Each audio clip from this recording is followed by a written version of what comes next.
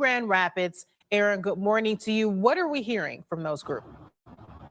Emily, Tanner, well, a question from the community this morning is, why did Daquan Johnson have to die?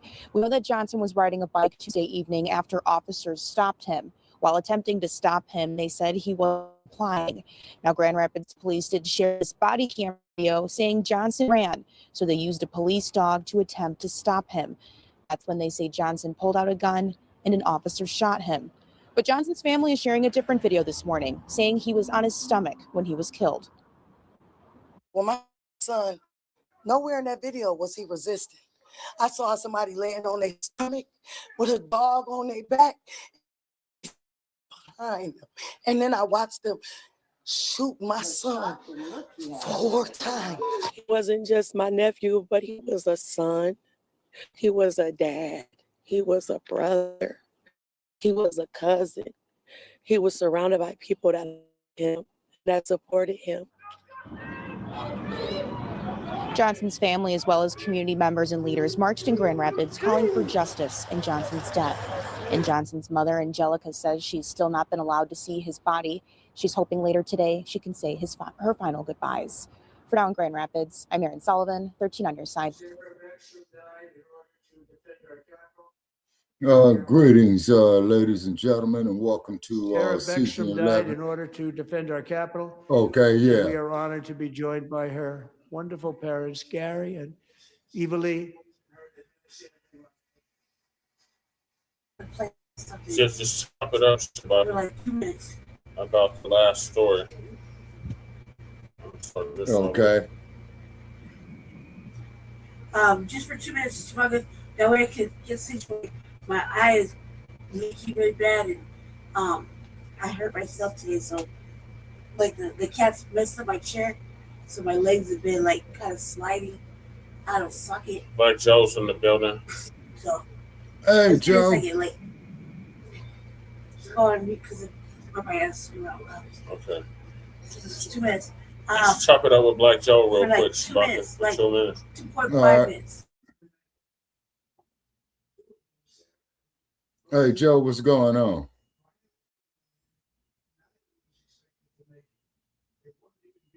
Okay, I thought Joe was in the building.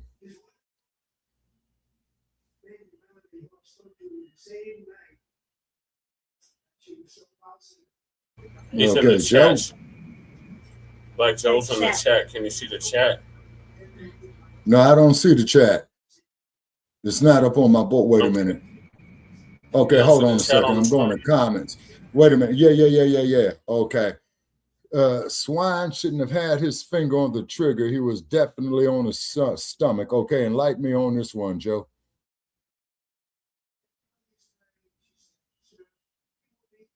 Was that the dude they knocked off in Mar-a-Lago the last couple of days ago?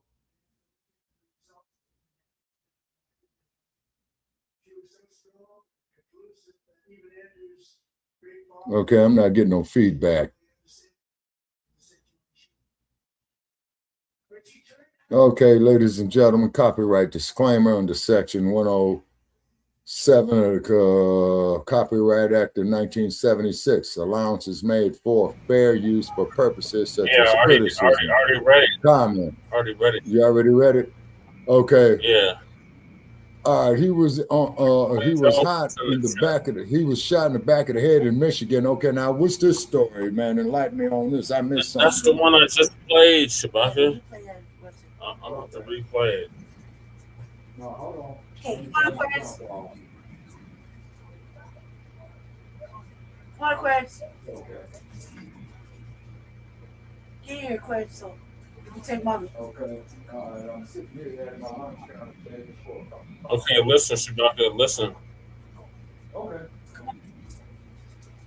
It is 6:34, continuing coverage of breaking news we've been following since Wednesday night. Daquan Johnson shot and killed by Grand Rapids police. And this morning, we're expecting Michigan State Police to continue their investigation into what happened. We've talked with Johnson's family, neighbors, the Grand Rapids Police Department, and community leaders about what happened. 13 on your sides. Aaron Sullivan live this morning in Grand Rapids. Aaron, good morning to you. What are we hearing from those groups? Emily Tanner, well, a question from the community this morning is why did Daquan Johnson have to die?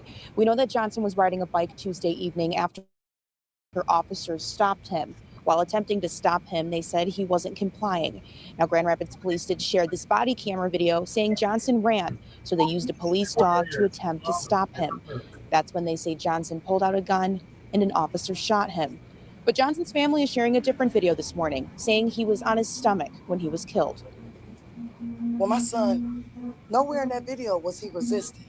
I saw somebody laying on their stomach with a dog on their back and 2 police officers behind them. And then I watched them shoot my son 4 times. He wasn't just my nephew, but he was a son. He was a dad. He was a brother. He was a cousin. He was surrounded by people that loved him and that supported him. Johnson's family, as well as community members and leaders, marched in Grand Rapids calling for justice in Johnson's death. And Johnson's mother, Angelica, says she's still not been allowed to see. All right, Joe said he was shot in the back of the She's head. hoping later today she can say her final goodbyes. For now in Grand Rapids, I'm Erin Sullivan, 13 on your side.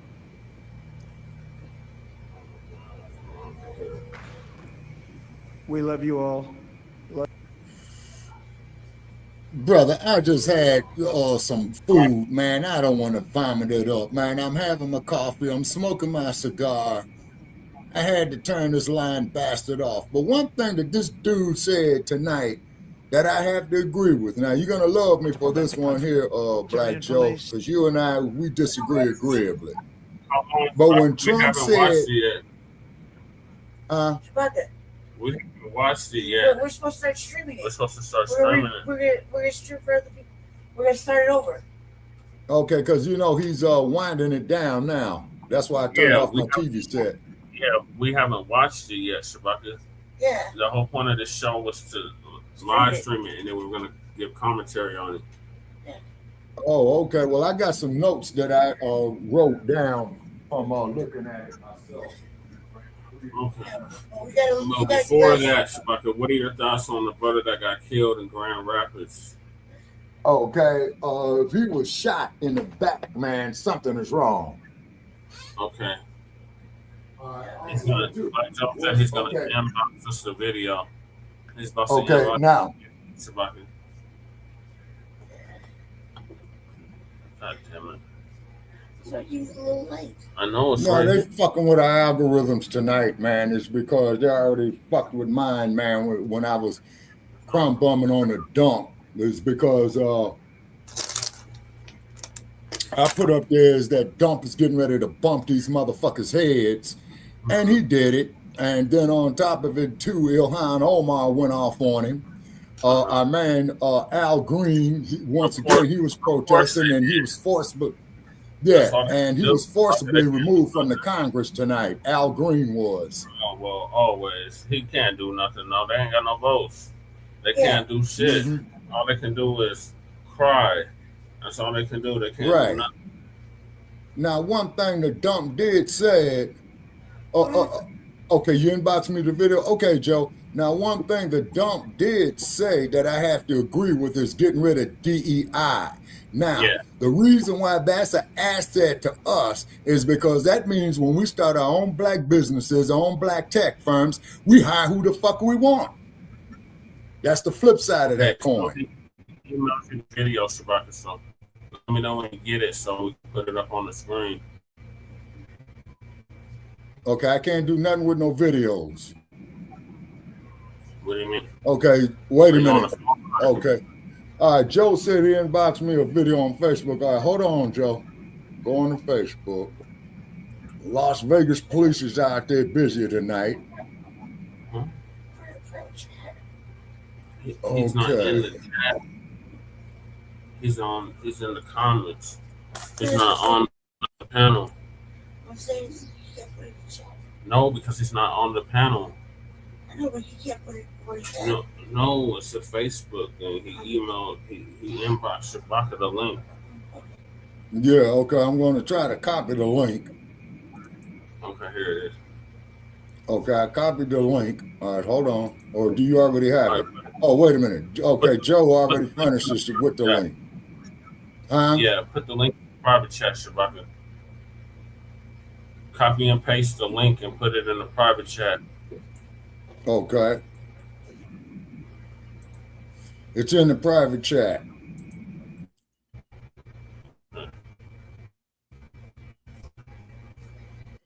Let me make sure this is the proper link. Ain't that a bitch? Now it's saying the content isn't available right now. Yeah, it's not available, Black Joe. Ain't They must that have a took the video bitch? down. Yeah. They must have took the Okay. video down, Black Joe. Yeah. Unless we got the wrong link. Okay. No, I think they took the video down, man. It's because I was making comments on Facebook tonight talking about there's a big dump on Capitol Hill. Okay, I And got they it. threatened me for they threatened me for making that statement, so I took it down. I got the video now. All right. Them Democrats is mad as hell. Ilhan was going off on Trump. They can be mad all they want. They can put a cape on. They don't give a damn. They can be super mad. They did this. And Al Green, he got escorted out again. Okay, let's start this over. I don't know where it started at. Refresh it.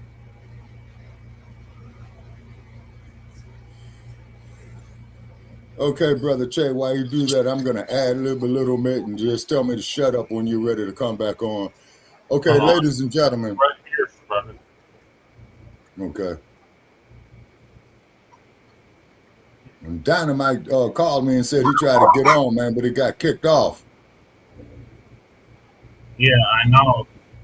Because I got kicked out the studio. He's not in the studio? No. And then I'm going to grab the thing. He on his stomach. Both hands behind his back. He's not. Oh my God. Oh my God. Oh man. You ready? Okay, so they shot the brother in the back of the head. That's the video. Okay, hold on a second. Okay, I'm trying to expand it. Okay, play the video. Ready? All right, I'm gonna hit play. And I'm gonna grab the thing. He on his stomach. Both hands behind his back. He's not. Oh my God. Oh my God. Okay, this is a special circumstance murder. Ready? Ready? Okay. All right, I'm gonna hit play. Downloaded it too. And then I'm gonna grab the thing. He on his stomach. Both hands behind his back. He's not. Oh my God. Oh my God. Another Zell Ford case. Oh man. Another Zell Ford case. Ready? Ready? All right, so this is an All right, I'm gonna hit execution. play. And then I'm gonna grab the thing. He on his stomach. Both hands behind his back. He's not. Oh my God. Oh my God. Oh man. That's why it's gonna be put to the ground. Yeah. So Shabaka, he said he downloaded it and sent it to you. Yeah. The video. So check your Facebook. And yes, I agree. In qualified immunity. Okay, in qualified immunity. Yeah, Joe, you're right. Right there. This is okay. Based on what I'm seeing right here, is that this here is another Zell Ford case in Los Angeles. Yeah, this is in Grand He's Rapids, face down. Michigan. Okay, he's face down. Very important question. Was he handcuffed? Yes. Yes, Shabaka, they shot him in Okay, the back it's of an execution. It's a special circumstance execution. Dead bang. Forgive my use of words, but it's an execution. Yeah. All right, now we're gonna get to the state of the. So, what's his face downloaded the video and sent it to you, Shabaki? Good time I born with Black Diamond get back. You know what Thomas like? He know more a little bit. It is qualified immunity. The dog jerk causing him to make the gun go off. Yeah. The dog jerk made the gun go off. Yeah. Okay, what state did Yeah. this happen in? Michigan, Shabaka, Grand Rapids, Michigan. No shit. Yeah. That's crazy. That's the police's dog, right? Mm-hmm. Right, that's crazy. That don't even make sense. So the dog was weaponized along with the gun. Yes. Yeah. Okay. Based on what I know, that's murder too. Right. Yeah. It's assault with the dog. Yeah. No, Lady J, the cop was supposed to be in charge of the dog. Right. So they already, the dog sterilized him. The dog's like a second officer. Yeah. The dog itself is an officer. Yeah. The dog itself is an officer. Yeah, that's why in LA they put badges on them. The dog was a setup for qualified immunity. Yeah, you're right, Joe. You know, the motherfucking dog jerk up and start, whatever, and the police got scared and shot him 3 times. Yeah, right. That's his dog. It's his dog doing what he's supposed to do. Okay, now, I hate to ask this question, just being a little facetious. Was the black man an American? Yes, Shabaka. Sound like it. No, he wasn't. And I'm going to tell you why. What? Yeah, if he was an American, they would not have done that. Yes, they would have, Shabaka. We've seen them kill white people. We've seen them they kill people. The police kill people. Just like okay, I don't care about them killing white people. Shabaka, they kill Americans. That's the whole point. They kill Americans. They literally kill Americans, Shabaka. We've seen it time and time again. So you saying they're not American doesn't make any sense. They were born in America. No, Brother Che, what I'm saying, Brother Che, is that the police are policy enforcers. Yes. We evolved from slave patrollers. Okay, yes. You agree with me on that, right? Yes. Okay, so therefore they still have that, oh shit, what do they call it? They still have that moray within their department. In other words, their group psychology is still in their department with that. I forgot the term of what it was. Okay, the cop is not going to get persecuted, although he should be. I agree, he should be. It is murder, okay?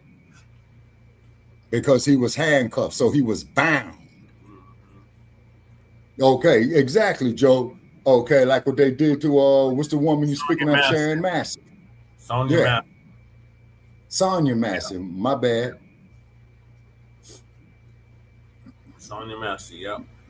And they just sentenced that killer to what, 20 years? Yeah, they gave him 20 years. So what they need to do, I don't know what the death penalty law is that to prevent this shit, if they truly had our interests at heart, they would execute this son of a bitch. Exactly, Joe. The motherfucker be out in 5 to 7 years, if not that long. I hope not. Because they've been another shot. Chauvin been in for 5 years already.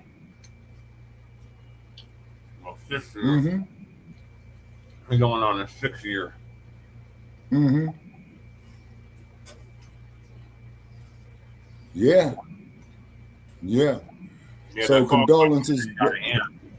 In all 50 states. Yeah. But, Yeah, because that could be either of us in that same brother's position.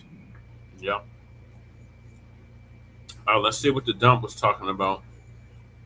All right. He said he'd do 10 maximum. Yeah, he'll probably do 4 and they'll parole him for the rest. And they're going to put him in Punk City.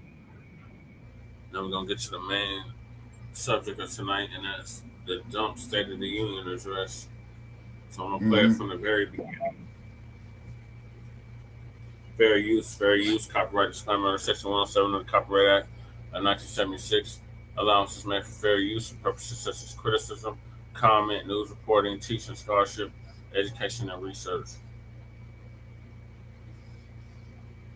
We know what he thinks about members of the Supreme Court, including one of those individuals in the room, Justice Amy Coney Barrett. He said of her and Neil Gorsuch, who is not present tonight, they should be ashamed. Their families should be ashamed. To him. He wasn't going to focus too much on the Supreme Court when we had lunch with him earlier today. But we'll wait and see. You never know. The president sees somebody, someone catches his eye, and he starts talking. Christine, I'm sorry, go ahead. No, I was going to say the White House and the team, the president's supporters and the president's team think that they've got a very good story to tell about the economy overall. They like to talk about a record high in the stock market. But you look at the length of car loans, and you look at how hard it is to buy a house, and you look at child care costs, and you look at insurance costs and electricity.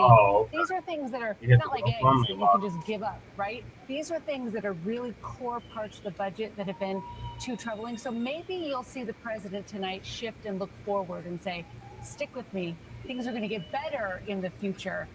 And here's how we're going to make that happen. We'll peel back the curtain a little bit. Kristen and I were able to have lunch with the president with some other network news anchors today at the White House. A delicious lunch, I should say. The president himself seemed to be in very good spirits, Kristen. I think that's fair to say. He was excited about this speech. He seemed in a good mood, even though he was in a room full of the media. Sometimes, you know, he goes to war with us a few times, you know, every week. Peter Alexander knows that better than some.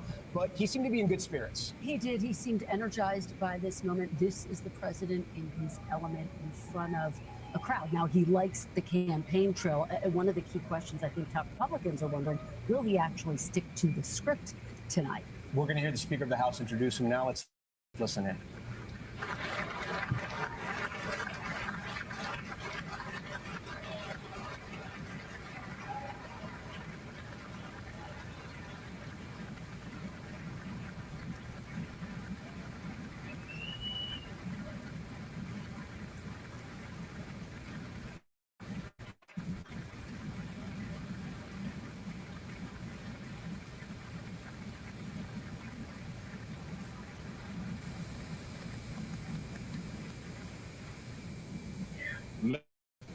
Members have the high privilege and distinct honor of presenting to you the President of the United States.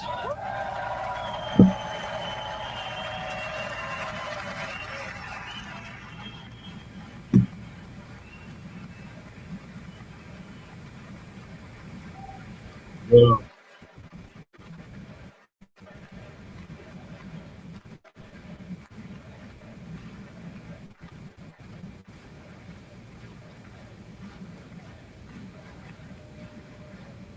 Well, thank you very much, everybody. It's really an honor. Speaker Johnson, Vice President Vance, First Lady of the United States. You mean the first hooker of the United States? Yeah.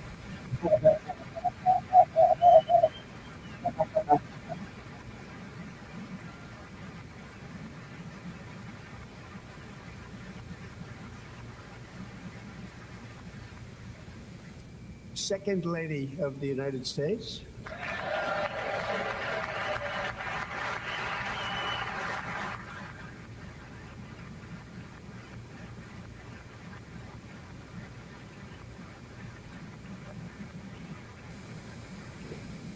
Members of Congress and my fellow Americans, our nation is back, bigger, better, richer, and stronger than ever before.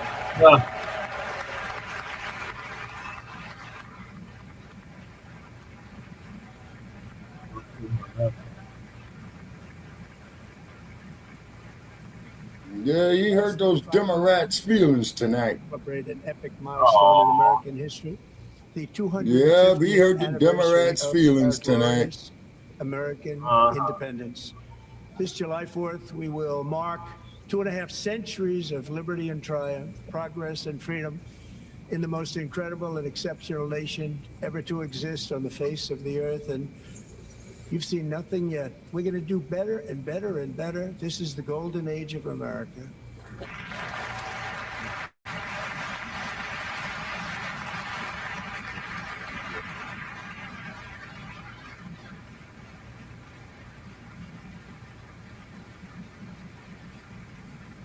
When I last spoke in this chamber 12 months ago, I had just inherited a nation in crisis with a stagnant economy, inflation at record levels, a wide open border, horrendous recruitment for military and police, rampant crime at home, and wars and chaos all over the world.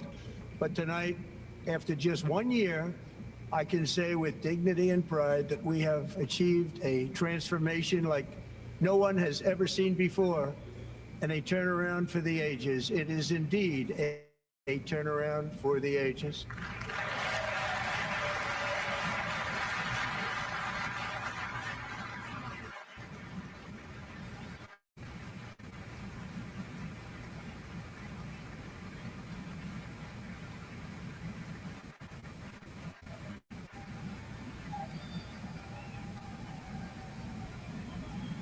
Yeah, there's Al Green getting thrown out. And we will never go back to where we were just a very short time ago. We're not going back. Today, our border is secure.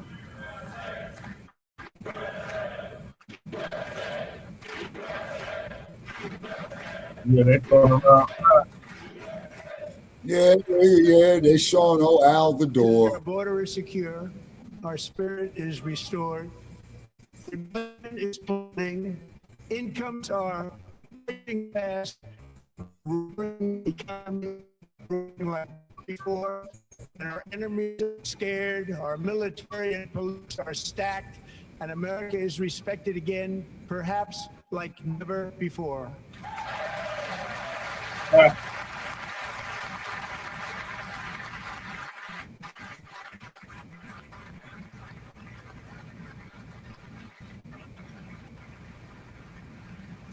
After 4 years in which millions and millions of illegal aliens poured across our borders, totally unvetted and unchecked, we now have the strongest and most secure border in American history by far.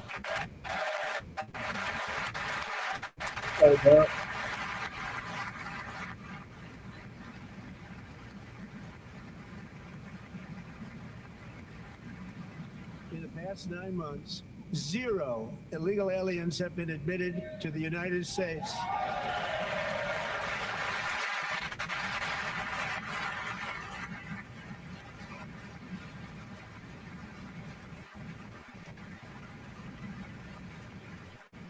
But we will always allow people to come in legally, people that will love our country and will work hard to maintain our country.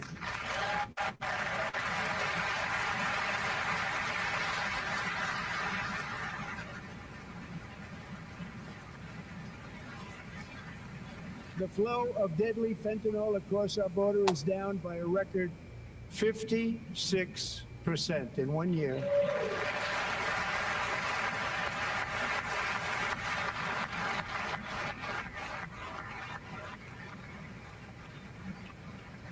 And last year, the murder rate saw its single largest decline in recorded history. This is the biggest decline, think of it, in recorded history, the lowest number in over 125 years, year 1900. In fact, substantially before my wonderful father, I had a wonderful father, Fred, before he was born, substantially before Who was a he Klansman. It's a long time ago. He wouldn't like me to say that, but that's a long time ago. Yeah. The Biden administration and its allies in Congress gave us the worst inflation in the history of our country. But in 12 months, my administration has driven core inflation down to the lowest level in more than 5 years. And in the last 3 months of 2025, it was down to 1.7%.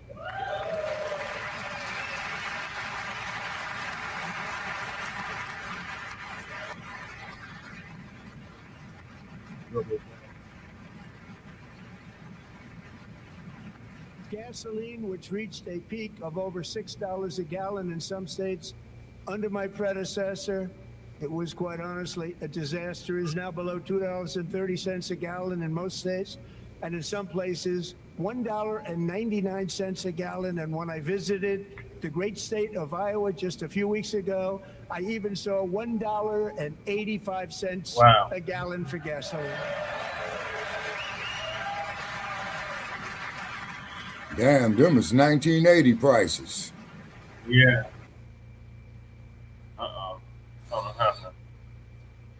4 years and falling fast.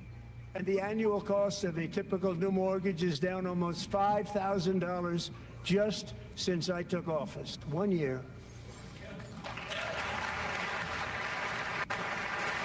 And low interest rates will solve the Biden-created housing problem while at the same time protecting the values of those people who already own a house. So it's jacking up on their end.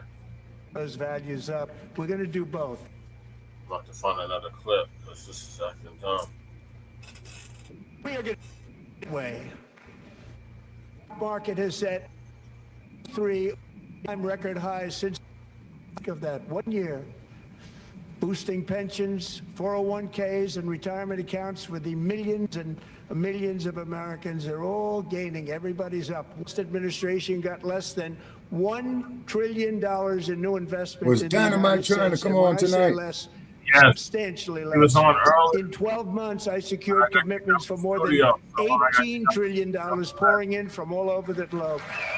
Okay, well, it's late where he's at. He probably has to get up and go to work tomorrow. Yeah.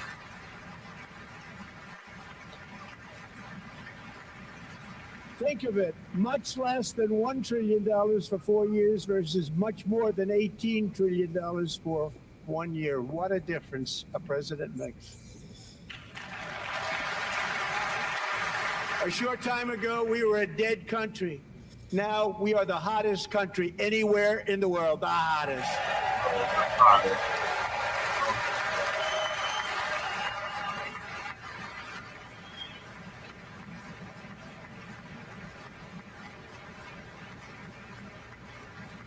As thousands of new businesses are forming at factories, plants, and laboratories are being built, we have added 70,000 new construction jobs in just a very short period of time. It's getting bigger and bigger and stronger.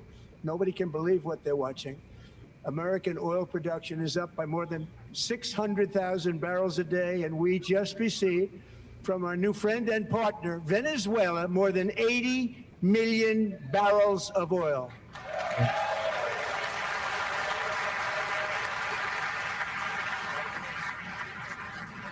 That he hijacked. Yeah. American natural gas production is at an all-time high because I kept my promise to drill, baby, drill.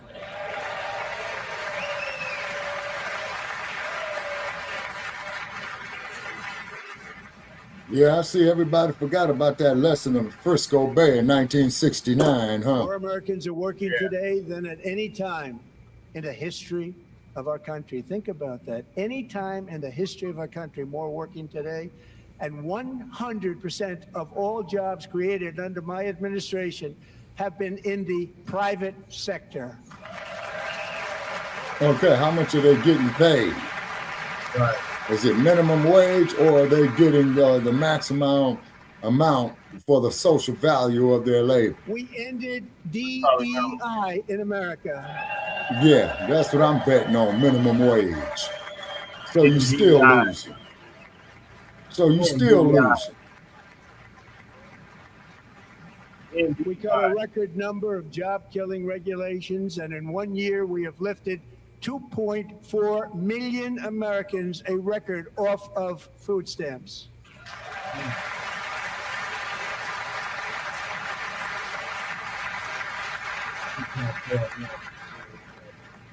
And for all of these reasons, I say tonight, members of Congress, the state of our union is strong.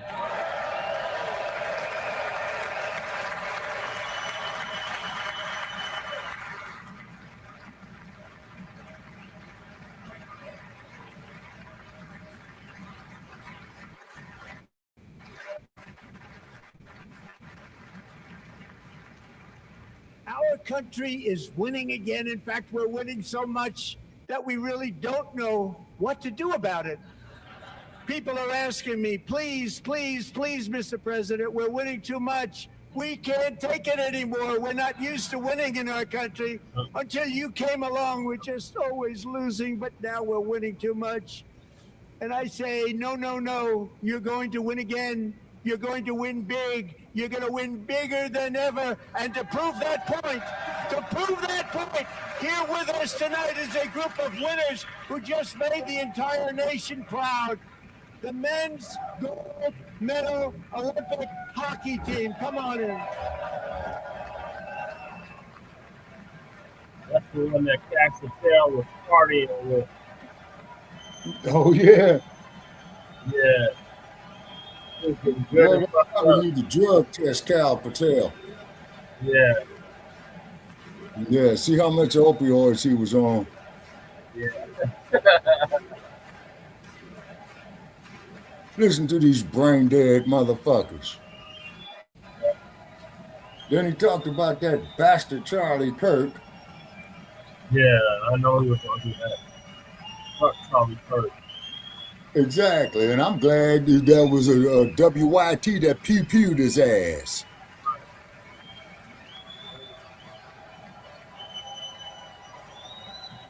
And here we built this goddamn country, and you people still want to fuck over us. Fuck the hockey team.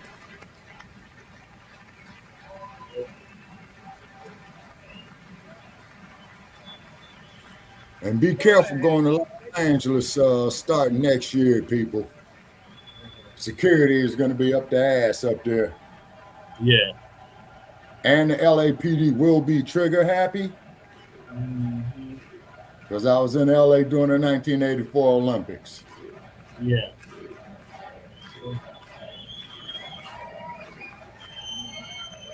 Very good.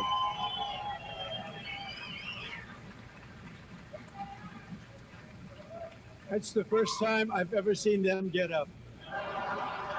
And actually, not all of them did get up. But they beat a fantastic Canadian team in overtime, as everybody saw, as did the American women who will soon be coming to the White House.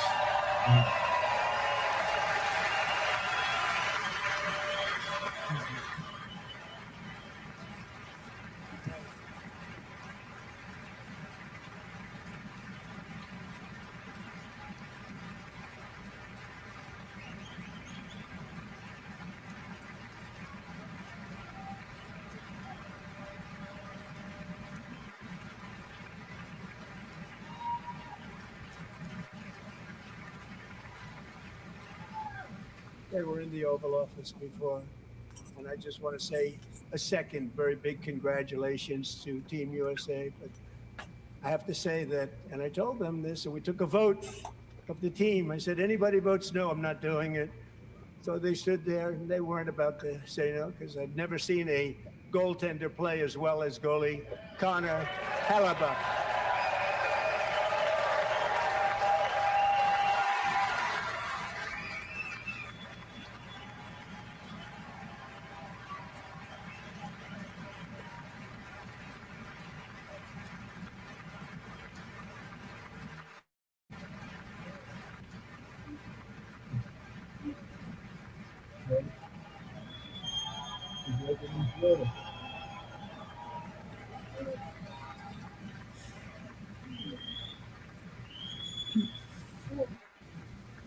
Think of it, 46 shots on goal, and I asked him, the one shot, the one where you put your stick in the back and it hit the neck of your stick and bounced off.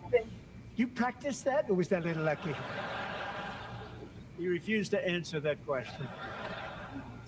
But I just want to tell you that the members of this great hockey squad will be very happy to hear, based on their vote and my vote, and in this case, my vote was more important, that I will soon be presenting Connor with our highest civilian honor, which we will be given and which has been given to many athletes over the years. But when I say many, not too many, like 12, it's called the highest civilian honor in our country, the Presidential Medal of Freedom.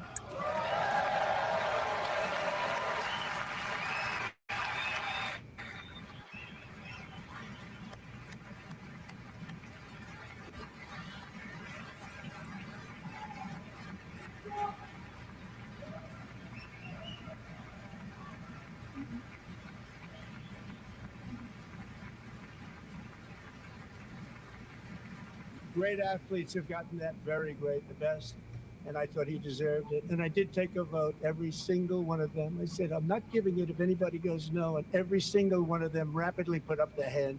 So I want to thank you. What a special job you did. What special champions you are. Thank you very much.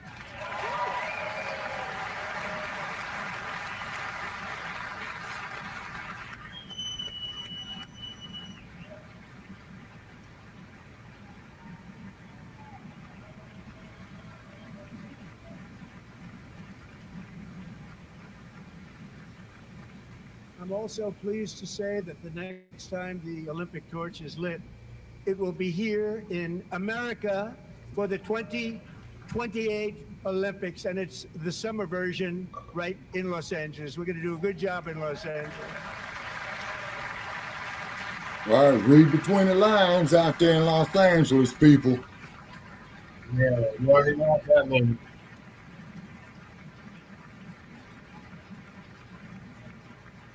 And Los Angeles is going to be safe, just like Washington, D.C. is now one of the safest cities in the country. Okay, you heard what he just said right there, right?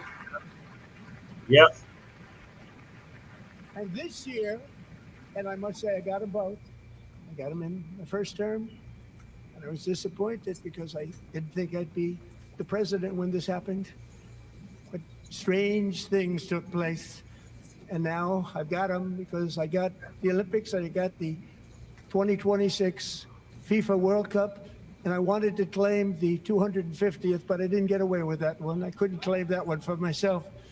But we're getting the World Cup. So we have the World Cup and the Olympics coming. And that is exciting news.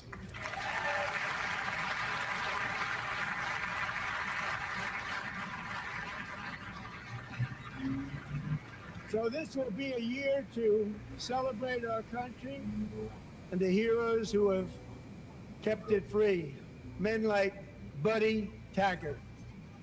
At age 17, Buddy volunteered to defend America in World War II, serving in the Pacific under the great General Douglas MacArthur. He fought bravely in the famous Battle of Manila, worked so hard. He was badly wounded and almost killed by enemy machine guns in Luzon. And 81 years ago this month, he liberated the largest internment camp in the Philippines, one of the largest anywhere in the world. But he earned many honors, including a Purple Heart and a Bronze Star, came home, started a family, and tonight he is in the gallery looking forward to July 4th, 2026, his 100th birthday. Wow.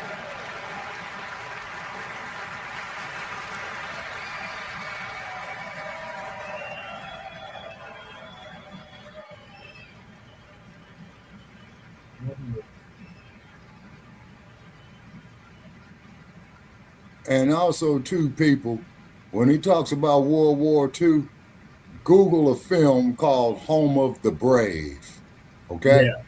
And the reason why I'm mentioning Home of the Brave, and you already know, Brother Che, I'm just saying this here for our listeners here.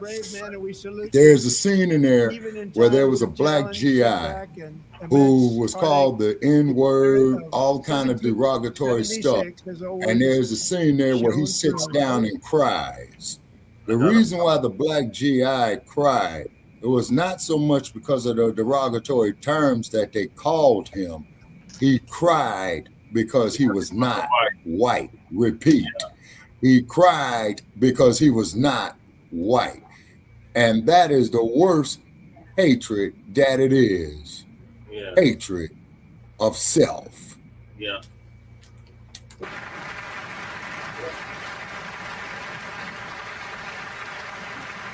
So this will And look be at a all year these to brain dead celebrate motherfuckers our up here country, applauding this the shit. heroes who have kept it free. Men like Buddy Taggart. At age 17, Buddy volunteered to defend No mention of the America in Tuskegee Airmen. World War II. No mention of the Serving brave in the black Pacific soldiers under who the fought in great World War General II. Douglas MacArthur. You see what I'm He saying? fought bravely in the famous Battle No of mention Manila, of General worked Benjamin so O. hard. Davis Jr. He was badly Right. wounded and almost See? killed by enemy machine guns in But what do you Luzon. expect, Shabaka? And 81 years ago this month, Of course, he that's my liberated the point, Brother Chris. largest internment camp in I mean, the do you expect Philippines, one of violence the to largest mention, anywhere in the world.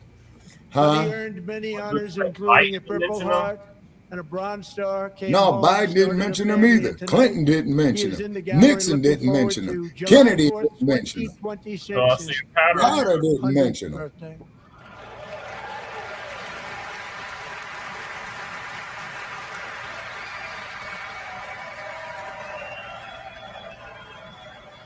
They ain't even mention the women of the 5888. Yeah. Who delivered the mail.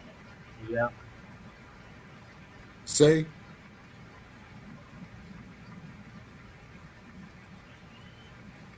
And after my runs tomorrow, I'm going to Google that movie because I heard it was some pretty good actresses in there. So, buddy, you're a brave man, and we salute you. Even in times of challenge, setback, and immense heartache, the spirit of 1776 has always shone through very brightly. It was July 4th of last year when floodwaters tore through a girls' summer camp in Central Texas. One of the worst things I've ever seen. I was there, rising 26 feet in the matter of minutes, tragically claiming many, many lives. You all remember that one. As the waters threatened to sweep her away, 11-year-old Millie Kate McClelland closed her eyes and prayed to God. She thought she was going to die. Those prayers were answered when Coast Guard rescue swimmer Scott Ruskin descended from a helicopter above. Nobody knew where he came from. It was Scott's first ever rescue mission. Young guy, but very brave, very, very top, always top in his class. And he lifted not just Millie Kate, but 164 others to safety.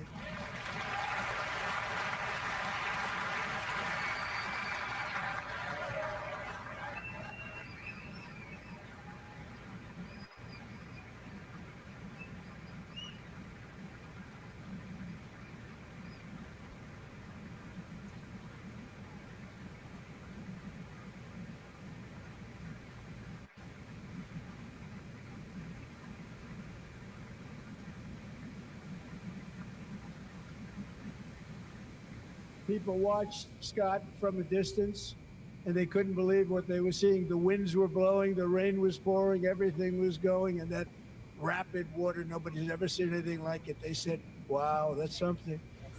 Tonight, Scott and Millie Kate are here together. Now, reunited dump, what about for the very sewage first in the time. Potomac water? In the what do they call that motherfucker? The Potomac River? Potomac.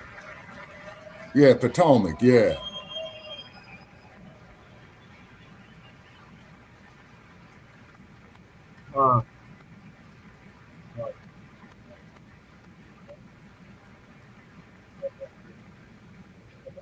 And Petty Officer Ruskin, I'm pleased to inform you that I am now awarding you the Legion of Merit for extraordinary heroism, which is what it was, extraordinary. Okay, do you want me to share the StreamYard link, Brother Check? Okay, where do you want me to share it? Or better yet, type it to me, man, how you want me to do it. I'll play my private chat. I'd like to have the Right. military aid to please come down All right, I'm looking at comments we got. and take care of the service, military aid. All right. Mainly coming from Brother Black Joe. Greetings to you there, Brother From Black Joe. 1776 to today, every generation of Americans has stepped forward to defend life, liberty, and the pursuit of happiness. And they're really doing it for the next generation. But now it's our turn. Together, we're building a nation where every child has the chance to reach higher and go further. Where government answers to All right, the I don't have people, no comments not in the chat powerful, and on where the interests of hardworking American YouTube. citizens are always our first and ultimate concern. That is the debt we owe to the heroes who came before us, and that is the promise we must keep to America for our 250th. Yeah, they shadow banned in my YouTube account. Last year, I urged this Congress to begin the mission by passing the Yeah. largest tax cuts in American history, and our Republican majorities delivered so beautifully. Thank you, Republicans.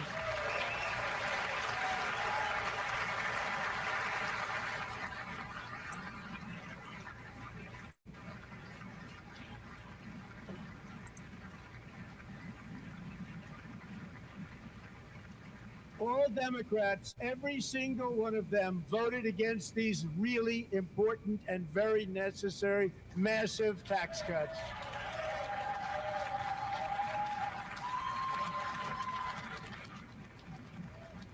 They wanted large-scale tax increases to hurt the people instead.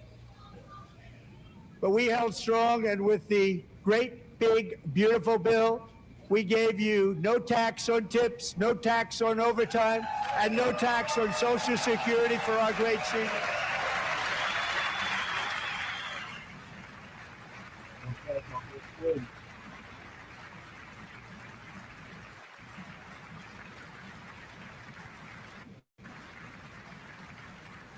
And we also made interest on auto loans tax deductible the first time, but only if the car is made in America.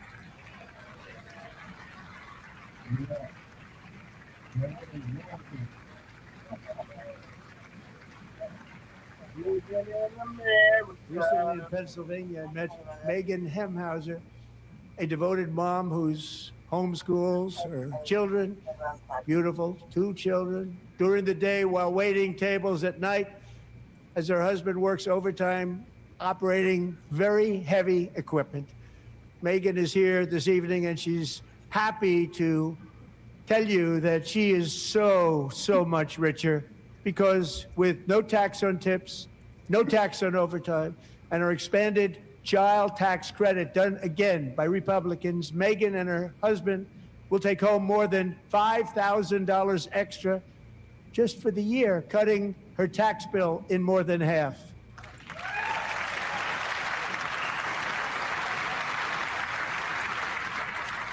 Megan, please stand up. We're fighting for you, Megan. Always.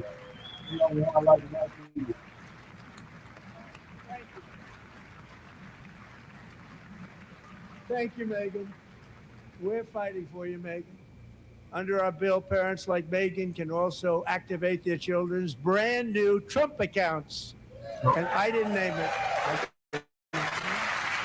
I did not name it.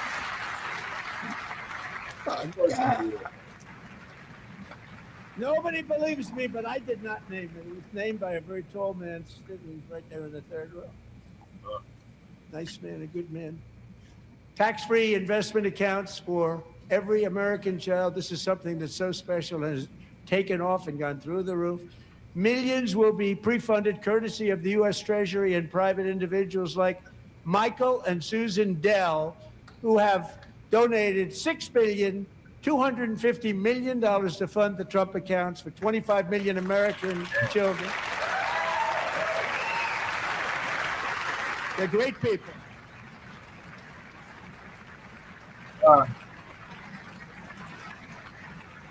Yeah.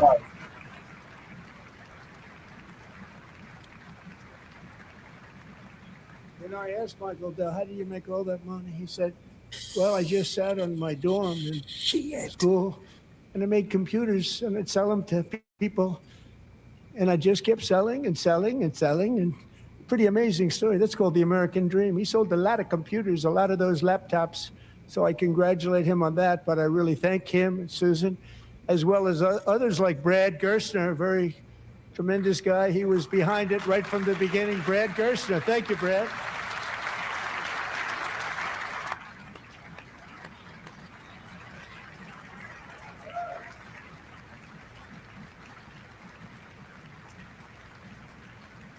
So with modest additional contributions, these young people's accounts could grow to over $100,000 or more by the time they turn 18. Think of it. How much money is that for somebody that started with nothing? Over 100,000, could be much more than that. To make this investment in our children's future, go to trumpaccounts.gov, trumpaccounts.gov. And a lot of people are doing it. It's setting every record in the book. It's popular. They knew what it was going to take. I'm so proud of them. I'm so proud of the people that got it started.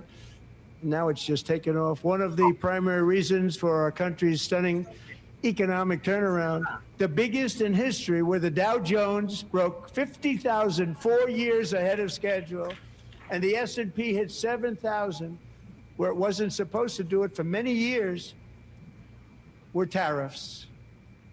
I used these tariffs, took in hundreds of billions of dollars to make great deals for our country, both economically and on a national security basis. Everything was working well. Countries that were ripping us off for decades are now paying us hundreds of billions of dollars. They were ripping us so badly, you all know that. Everybody knows it. Even the Democrats know it. They just don't want to say it.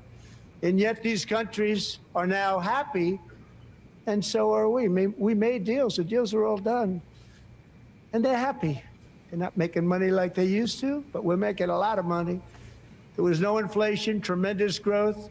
And the big story was how Donald Trump called the economy correctly, and 22 Nobel Prize winners in economics didn't. They got it totally wrong. They got it really wrong. And then just 4 days ago, an unfortunate ruling from the United States Supreme Court. It just came down. It came down. Very unfortunate ruling. But the good news is that almost all countries and corporations want to keep the deal that they already made, right, Scott? Knowing that the legal power that I, as president, have to make a new deal could be far worse for them, and therefore they will continue to work along the same successful path that we had negotiated before the Supreme Court's unfortunate involvement. So despite the disappointing ruling, these powerful country saving, it's saving our country, the kind of money we're taking in, peace protecting. Many of the wars I settled was because of the threat of tariffs. I wouldn't have been able to settle them without. Will remain in place under fully approved and tested alternative legal statutes. And they have been tested for a long time. They're a little more complex, but they're actually probably better, leading to a solution that will be even stronger than before. Congressional action will not be necessary. It's already time tested and approved. And as time goes by, I believe the tariffs paid for by foreign countries will, like in the past, substantially replace the modern day system of income tax, taking a great financial burden off the people that I love.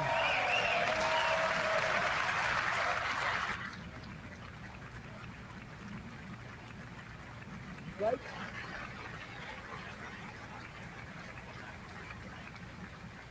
Moving forward, factories, jobs, investment, and trillions of dollars will continue pouring into the United States of America because we finally have a president who puts America first. Put America first.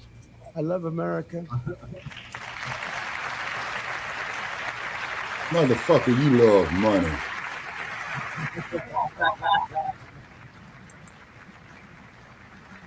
For decades before I came along, we had the exact opposite.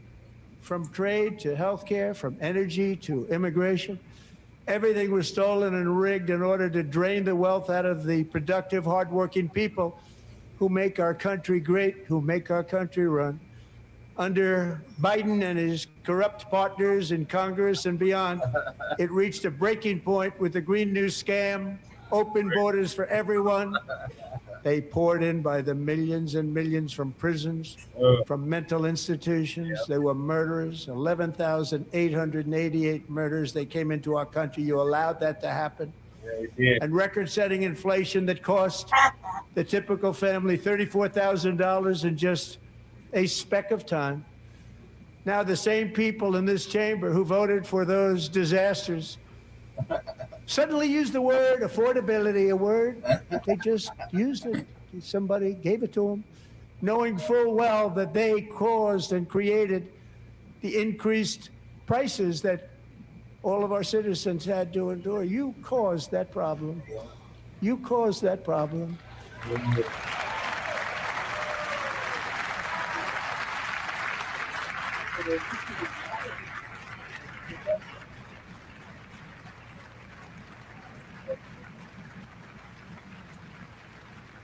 They knew their statements were a lie. They knew it. They knew their statements were a dirty, rotten lie. Their policies created our policies are. Man, ain't that a case of the pot calling the kettle black? dirty, rotten lie. plummeting downward. Yeah. Boy. I didn't go for that. Look at Elizabeth Warren. Look at the $5 Indian Elizabeth Warren.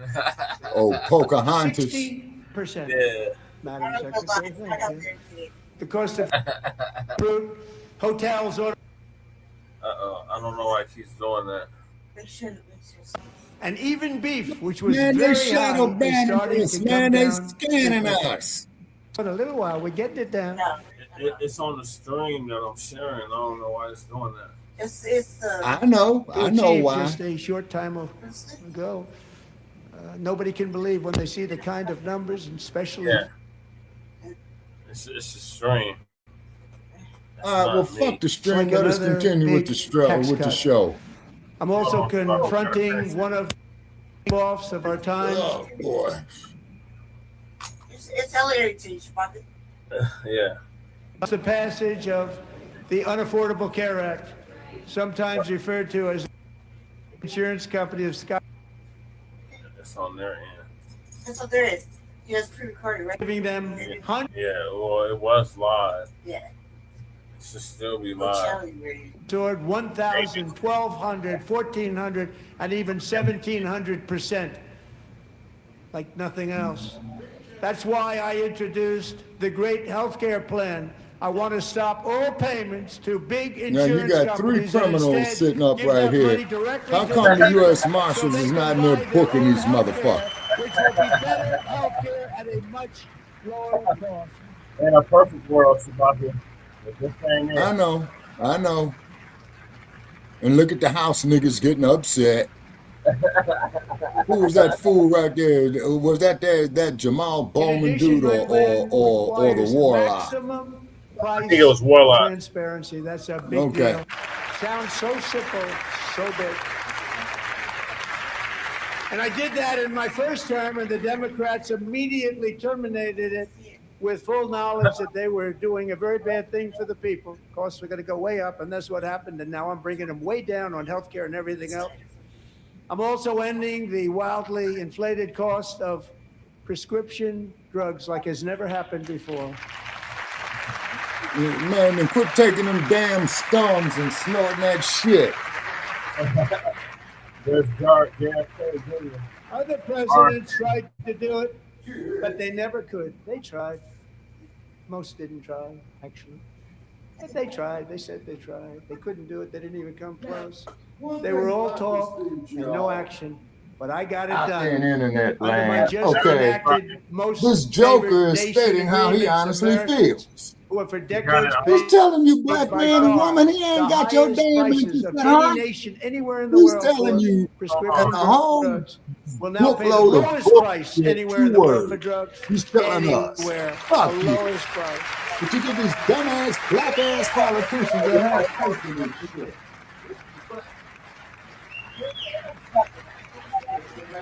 So in my first year of the second term, should be my third term. Strange things happen. I took prescription drugs, a very big part of healthcare, from the highest price in the entire world to the lowest. That's a big achievement. The result is price differences of. Put them next to the ponies in the barn. 300 for called Trump RX. Denver buckets of votes for the pony. And Lakers, you all need to retire the whole team. Okay. Retire the organization. That big discount. You know what I'm saying? Catherine Rayner. For 5 years, she and her husband have struggled with infertility.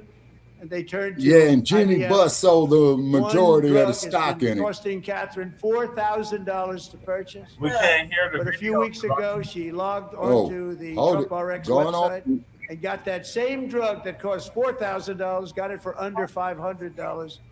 A reduction Quit of much using more, dope, actually, Trump. than You on them $3,500. scums, man. Catherine, we are all praying for you, and you're going to be a great mom.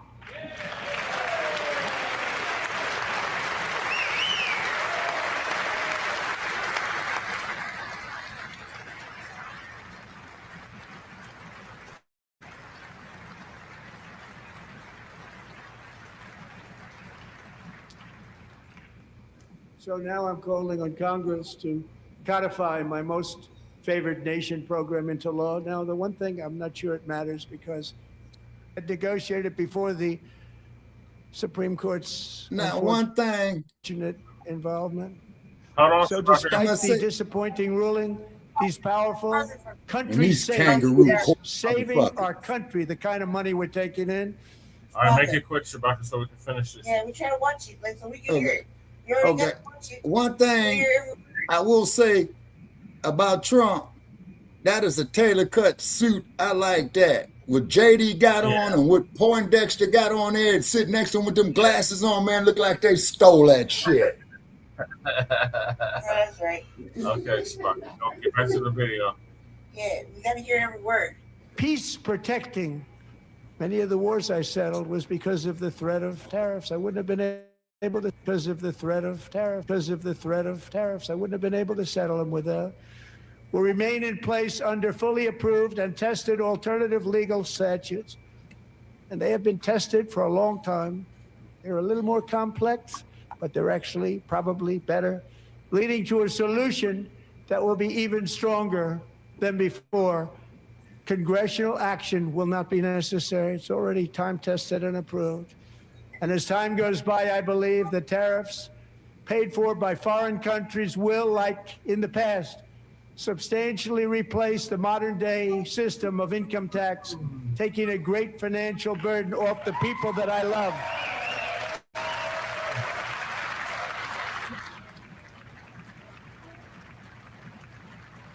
Right?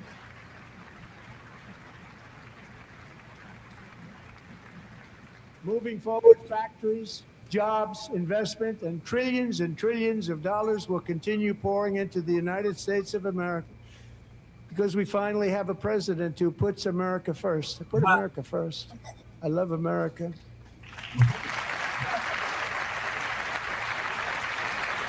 Now, okay, let me know when I can speak again. I'm going on self mood. I got something to say. For decades before I came along, we had the exact opposite. From trade to healthcare, from energy to immigration, everything was stolen and rigged in order to drain the wealth out of the productive, hardworking people who make our country great, who make our country run. Under Biden and his corrupt partners in Congress and beyond, it reached a breaking point with the Green New Scam, open borders for everyone. They poured in by the millions and millions from prisons, from mental institutions. They were murderers, 11,888 murders. They came into our country. You allowed that to happen. And record-setting inflation that cost the typical family $34,000 in just a speck of time. Now the same people in this chamber who voted for those disasters suddenly used the word affordability, a word. They just used it. Somebody gave it to them, knowing full well that they caused and created the increased prices that all of our citizens had to endure. You caused that problem. You caused that problem.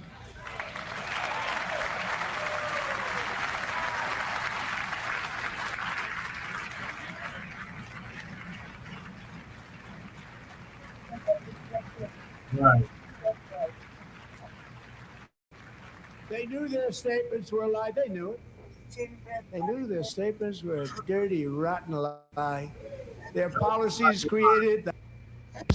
Our policies are A dirty, rotten lie. are plummeting downward. Oh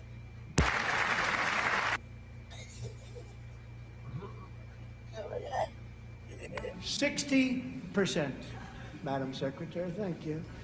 The cost of fruit, hotels, Did they show the power? Oh, Ilhan was cussing him out. and even beef, No, not which yet. was very high, is starting to All come right. down significantly. In a little while, we're getting it down. I think it's almost over. Yeah. It's To achieve just a short time ago. Nobody can believe when they see the kind of numbers, and especially I think it's the same itself.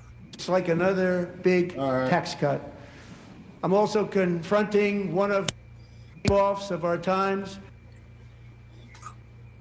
It's a string, y'all. Hold on. The passage of the Unaffordable Care Act. So we getting sometimes referred to scammed as again. insurance company of Scott. It's their stream. It's not our stream. Okay, the stream from ABC News. NBC. Toward 1,000, 1,200, 1,400, and even 1,700%, like nothing else. That's why I introduced the great healthcare plan. I want to stop all payments to big insurance companies and instead give that money directly to the people so they can buy their own healthcare, which will be better healthcare. Nah, I agree with that. I hate to say. Yeah. Oh, there goes Warlock. Oh, Warlock. Yeah.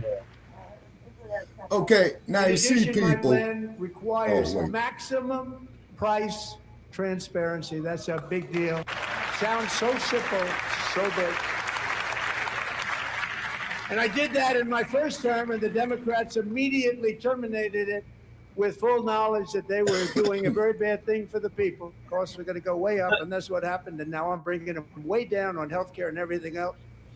I'm also ending the wildly inflated cost of prescription drugs like has never happened before.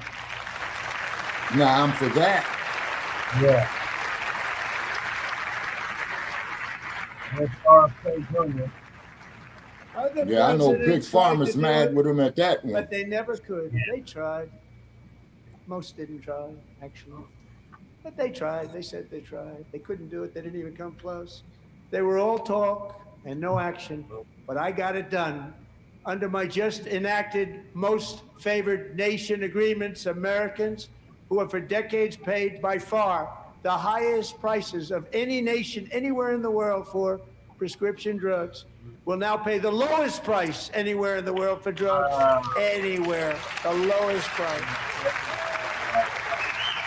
Yeah, he's raining on these Democrats' dome, man. Left, rights, all that. First year of the second term, should be my third term, but strange things happen. I took prescription drugs, a very big part of healthcare, from the highest price in the entire world to the lowest. That's a big achievement. The result is price differences of 300, 400, 500, 600% and more. All available right now at a new website called TrumpRx.gov. And I didn't name that one either, by the way.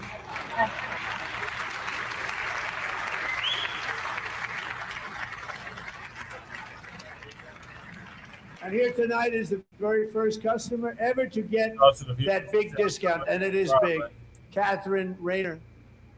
For 5 years, she and her husband have struggled with infertility, and they turned to IVF.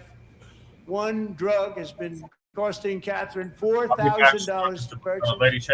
But a few weeks ago, she logged onto the Trump RX website and got that same drug that cost $4,000, got it for under $500, a reduction of much more, actually, than $3,500. Catherine, we are all praying for you, and you're going to be a great mom.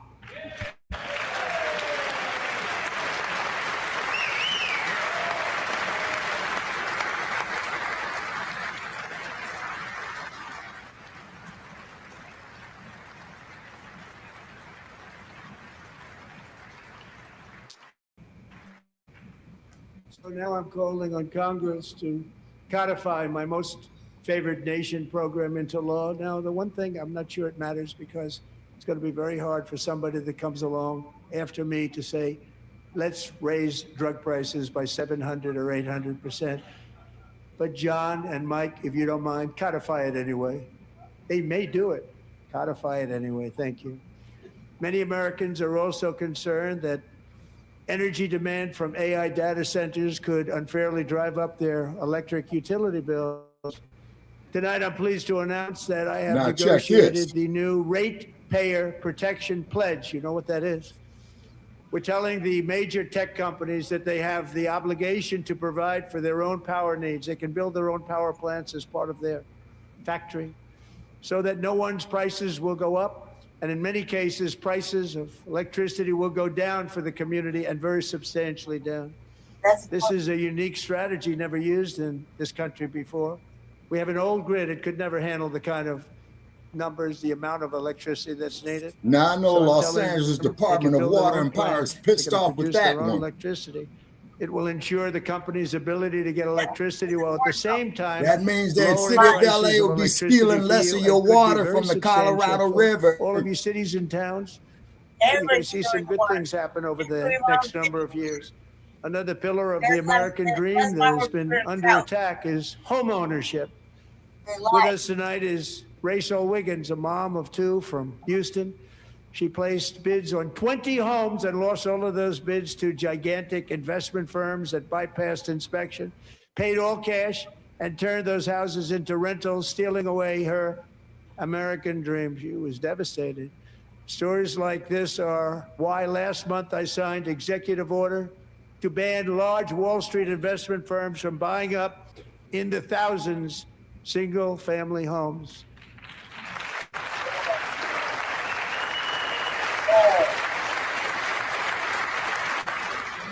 Huh?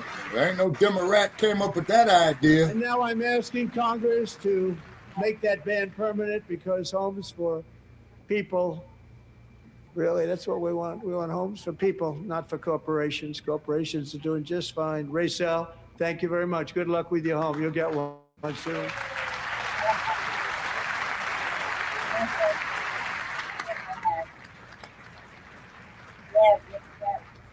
We're also working to make it easier for Americans to save for retirement. And under this administration, we will always protect Social Security and Medicare. They are not protecting it for our seniors. We will always protect Social Security, Medicare, Medicaid.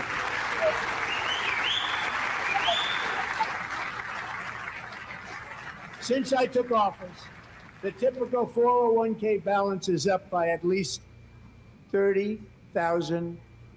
That's a lot of money. We have millions and millions of people, because the stock market has done so well, setting all those records. Your 401ks are way up. Yet half of all of working Americans still do not have access to a retirement plan with matching contributions from an employer. To remedy this gross disparity, I'm announcing that next year my administration will give these often forgotten American workers, great people, the people that built our country, access to the same type of retirement plan offered to every federal worker. We will match your contribution with up to $1,000 each year, as we ensure that all Americans can profit from a rising stock market. Let's also ensure that members of Congress cannot corruptly profit from using insider information. Whoa. Whoa.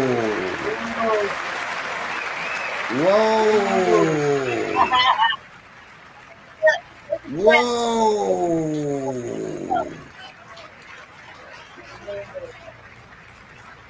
Ouch. They stood up for that. I can't believe it. I can't believe it. Did Nancy Pelosi stand up if she's here? Doubt it. Pass the Stop Insider Trading Act without delay.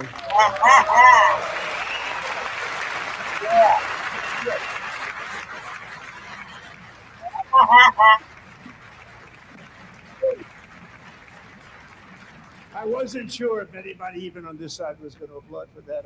I'm very impressed. Thank you. I'm very impressed. But when it comes to the corruption that is plundering, it's plundering America. There's been no more stunning example than Minnesota, where members of the Somali community have pillaged an estimated $19 billion from the American taxpayer. Oh, we have all the information. And in actuality, the number is much higher than that. And California, Massachusetts, Maine, and many other states are even worse. This is the kind of corruption that shreds the fabric of a nation, and we are working on it like you wouldn't believe. So tonight, although started 4 months ago, I am officially announcing the war on fraud to be led by our great Vice President J.D. Vance.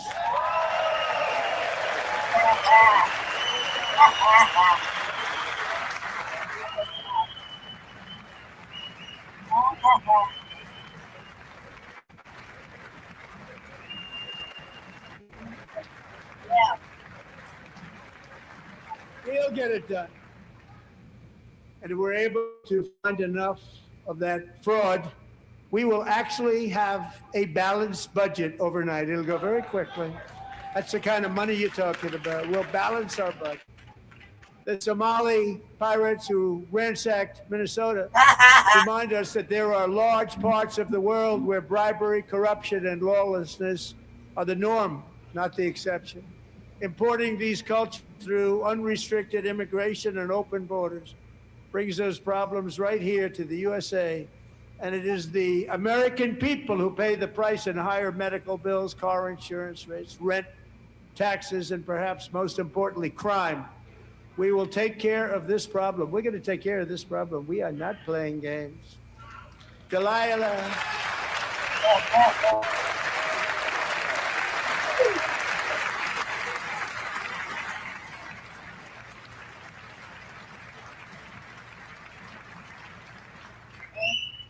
Delilah Colton was only 5 years old in June 2024 when a 18-wheel tractor trailer plowed into her stopped car traveling at 60 miles an hour or more. The driver was an illegal alien let in by Joe Biden and given a commercial driver's license by open borders politicians in California. Doctors said Delilah would never be able to walk or talk, have a good life. She wouldn't even be able to eat again. Against all odds, she is now the first grade learning to walk, and she's here this evening with her dad, Marcus, a fantastic man. Delilah, please, you are a great inspiration. Please stand up.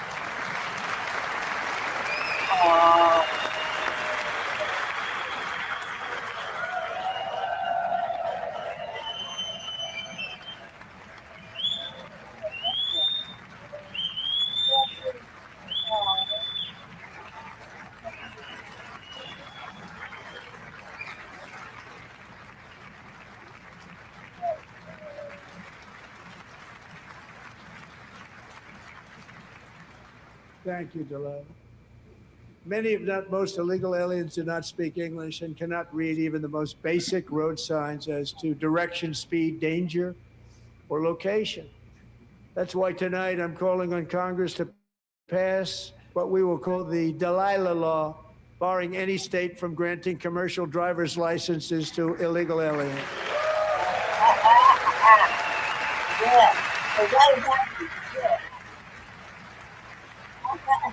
Well, I see they cut the part out where Ilhan was cussing him out. And yesterday, as you probably saw at the White House, I hosted a ceremony with Americans who lost their treasured loved ones to the scourge of illegal immigration. People came into our country, how we allowed this to happen with our open borders. These are the angel moms and families that for decades our government betrayed and our media totally ignored. It was terrible. Hard to believe, actually. In 23, a 16-year-old high school cheerleader named Elizabeth Medina was supposed to perform in her town's Christmas parade, but she never arrived. Her mother, Jacqueline, went home to look for her, and she found her lying dead in a bathtub, bleeding profusely after being stabbed 25 times. Elizabeth's killer was a previously arrested illegal alien who had broken in and brutally extinguished the brightest light in her family's life, violently and viciously. Her heartbroken mother is in the gallery to remind everyone in this chamber exactly why we are deporting illegal alien criminals to our country at record numbers, and we're getting them the hell out of here fast. We don't want them.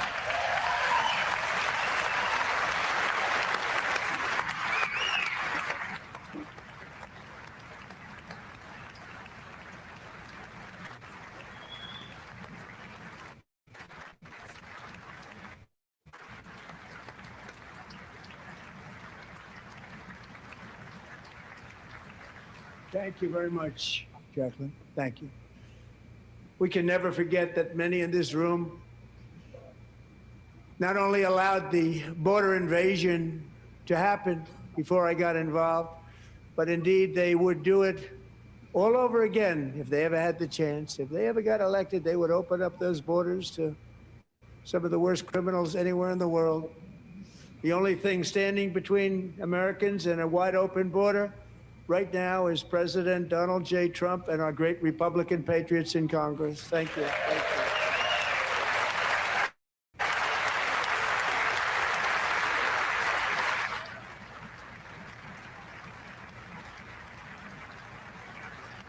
As we speak, Democrats in this chamber have cut off all funding for the Department of Homeland Security. It's all cut off. It's all cut off. They have instituted another Democrat shutdown, the first one costing us 2 points on GDP. 2 points we lost on GDP, which probably made them quite happy, actually. Now they have closed the agency responsible for protecting Americans from terrorists and murderers. Tonight, I'm demanding the full and immediate restoration of all funding for the border security, homeland security of the United States, and also for helping people clean up their snow. We have no money because of the Democrats, and it would be nice, we'd love to give you a hand at cleaning it up, but you gave no money. Nobody's getting paid. It's a shame. So you have to think about it. We have, in case you didn't know, pretty large snowstorm out there. One of the great things about the State of the Union is how it gives Americans the chance to see clearly what their representatives really believe. So tonight, I'm inviting every legislator to join with my administration in reaffirming a fundamental principle. If you agree with this statement, then stand up and show your support. The first duty of the American government is to protect American citizens, not illegal aliens.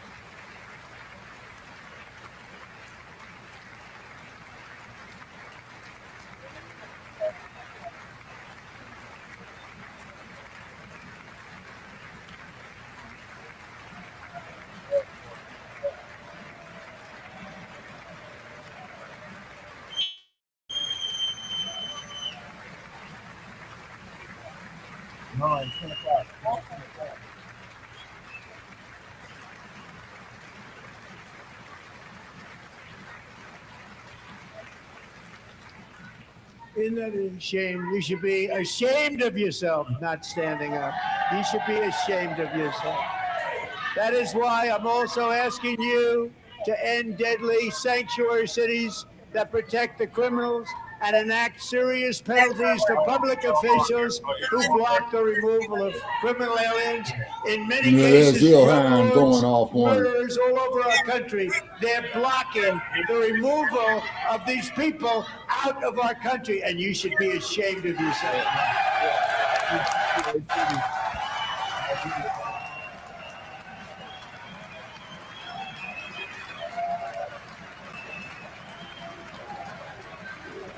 In cities, in sanctuary cities.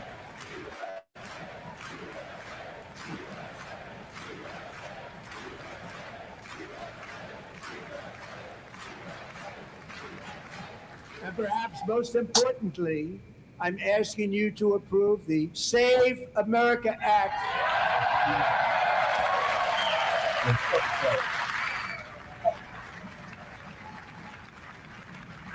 To stop illegal aliens and others who are unpermitted persons from voting in our sacred American elections. That cheating is rampant in our elections. It's rampant. Yeah.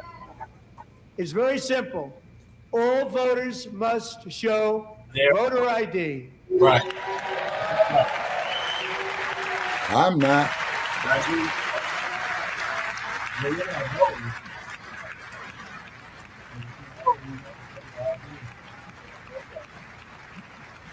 All voters must show proof of citizenship in order to vote. I agree with that too. And no more crooked mail-in ballots except for illness, disability, military, or travel. None. And this should be an easy one. And by the way, it's polling at 89%, including Democrats. 89%.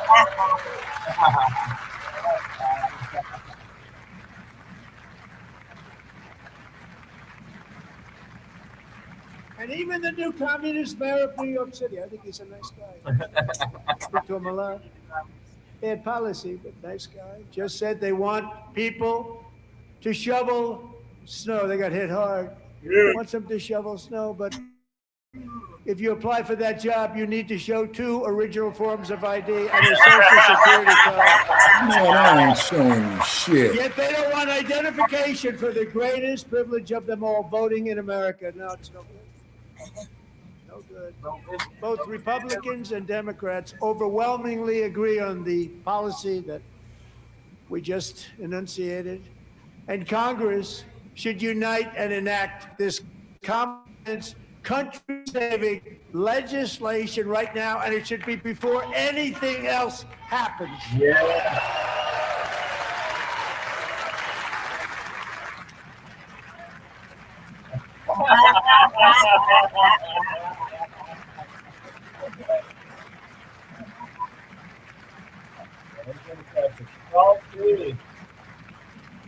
Only one half of the chambers. The reason they don't want to do it, why would anybody need one voter ID? One reason, because they want to cheat. There's only one reason.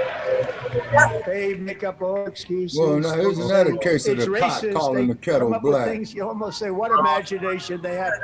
They want to cheat, they have cheated, and their policy is so bad that the only way they can get elected is to cheat. We're going to stop it. We have to stop it, John. Now, keep in mind that this is a 34-count convicted felon telling you this.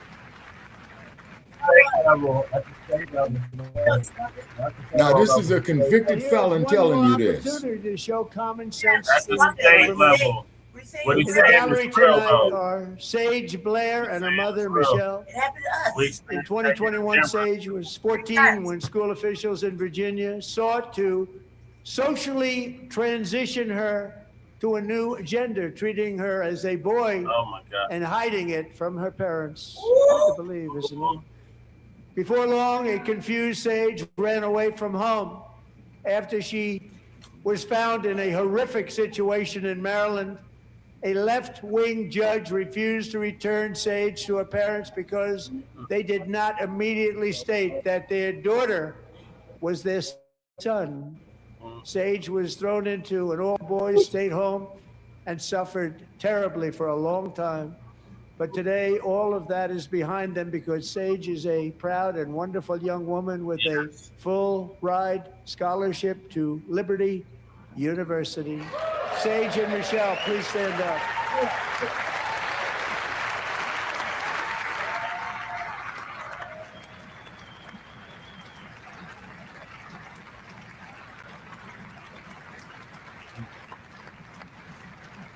Yep, keep in mind, Democrats are about 20 million illegals in the street. Yep. They did, Black Joe. And thank you for your great bravery. And who can believe that we're even speaking about things like this?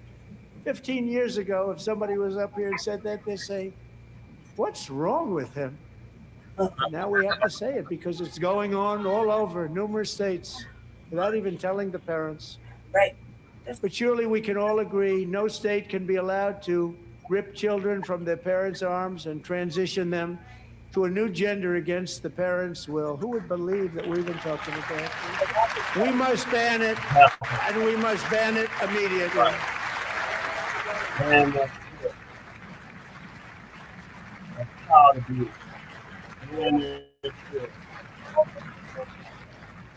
Now, did he mention the Epstein survivors who are in the audience? I'm telling you, they're crazy. Yes.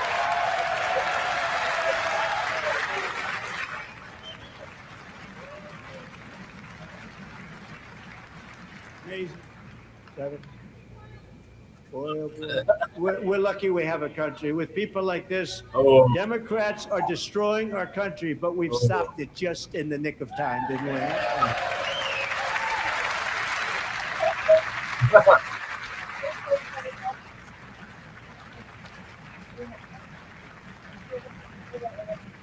No one cares more about protecting America's youth than our wonderful First Lady. Now a movie star. She's a movie star. Can you believe it?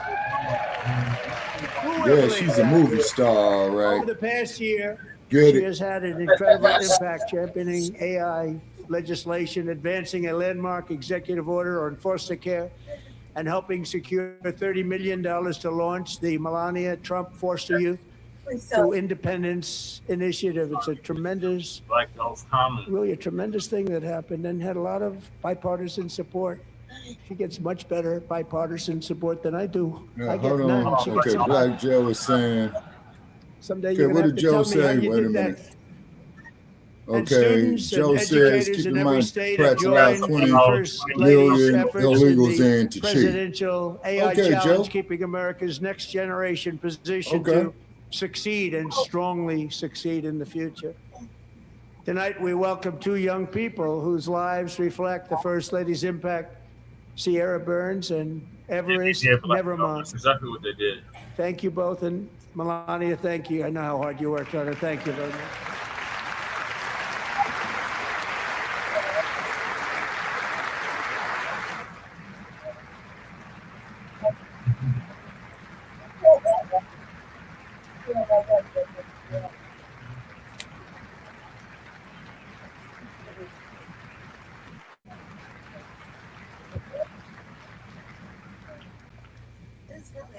I'm very proud to say that during my time in office, both the first 4 years and in particular this last year, there has been a tremendous renewal in religion, faith, Christianity, and belief in God.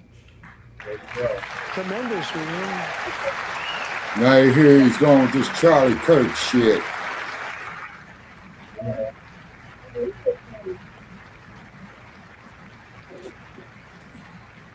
This is especially true among young people, Lord, and a big part of that had to do with my great friend, Charlie Kirk, a great guy. Great Yeah, guy. fuck him. Fuck him.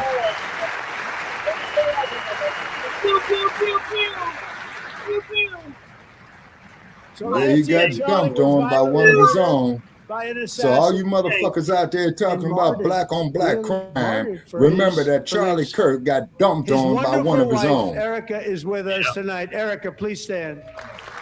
And I want to make that perfectly clear, by the way. To quote another goddamn crook.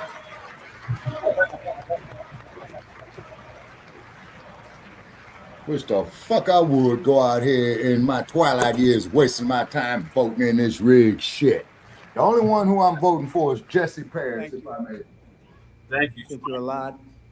In Charlie's memory, we must all come together to reaffirm that America is one nation under God, and we must totally reject political violence of any kind.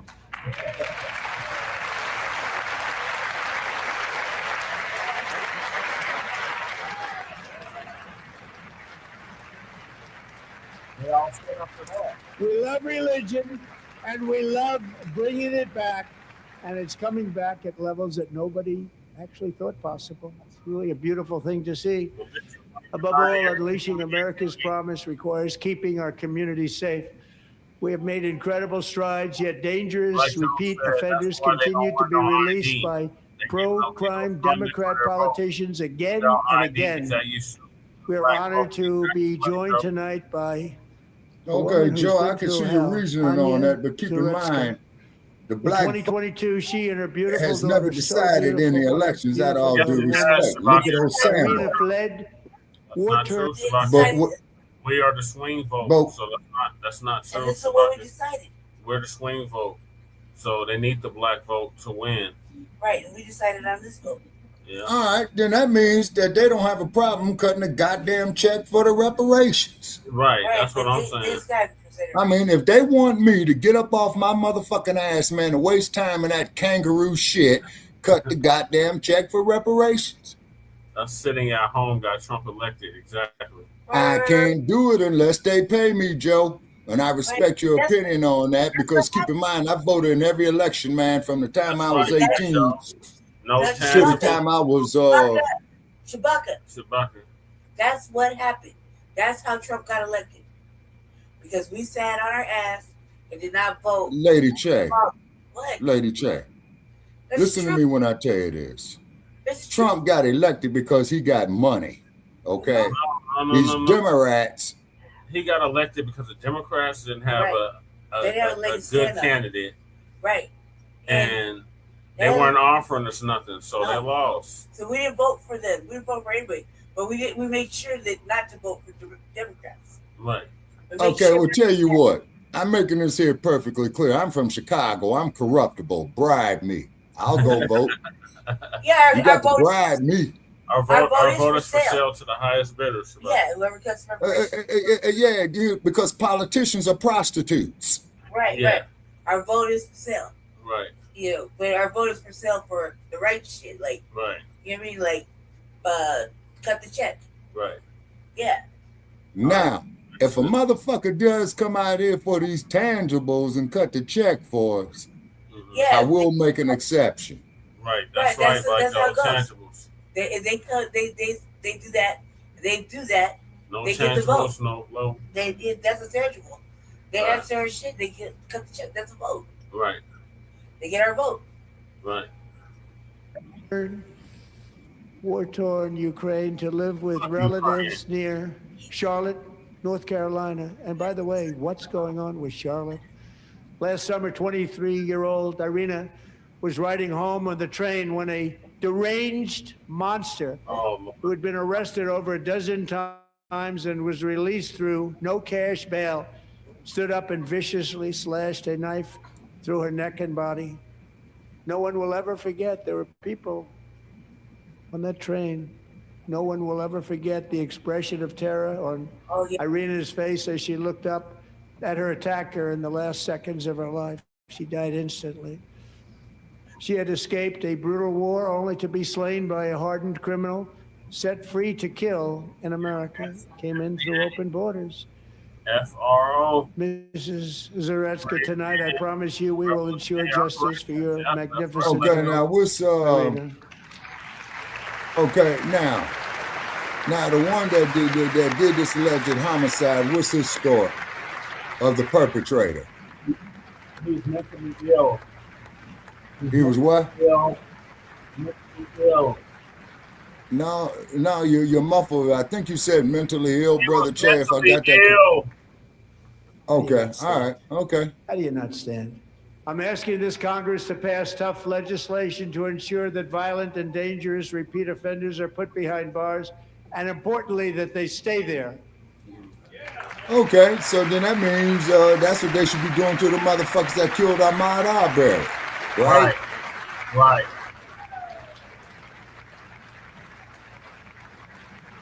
Fro operations. Starting last summer, we deployed our National Guard right on, Joe. to restore law and order to our most dangerous cities, including Memphis, Tennessee, big success, New Orleans, Louisiana, big success, and our nation's capital itself, Washington, D.C., where we have almost no crime anymore in Washington, D.C. How did that happen?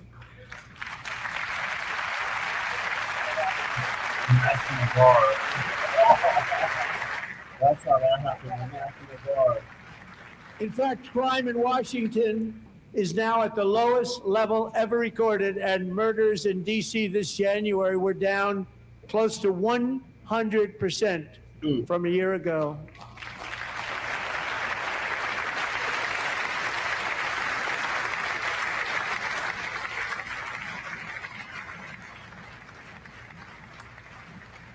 They don't like to hear that. One of the sick people, one of the brave service members who helped achieve this stunning turnaround was 20-year-old West Virginia Army National Guard Specialist Sarah Beckstrom. After a 4-month deployment, she voluntarily extended her service, and her rank was going to be lifted. She was doing so well. They were so proud of her. But the very next Now, day, it was the she white guy on that killed her, patrol right? near the White House when she was ambushed and shot in the head by a terrorist monster from Afghanistan. Yeah, he was an Afghan. Shouldn't have been in our country. All right. And all because she wore the uniform of our nation, she was shot. He traveled here because he didn't like people wearing our uniform. He was sick and deranged, shouldn't have been in our country. Sarah Beckstrom died in order to defend our capital, and we are honored to be joined by her wonderful parents, Gary and Eva Lee. Your daughter was a true American patriot, and she will be greatly missed. She was a great person. I saw reports on her. They've never seen anything like her.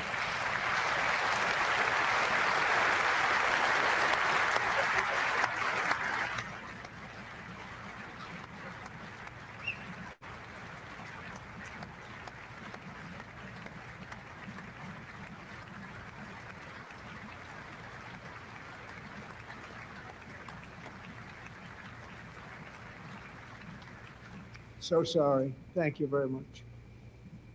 A great young lady. I saw reports that were like, perfect. She was perfect. Serving alongside Sarah that day was Staff Sergeant Andrew Wolf.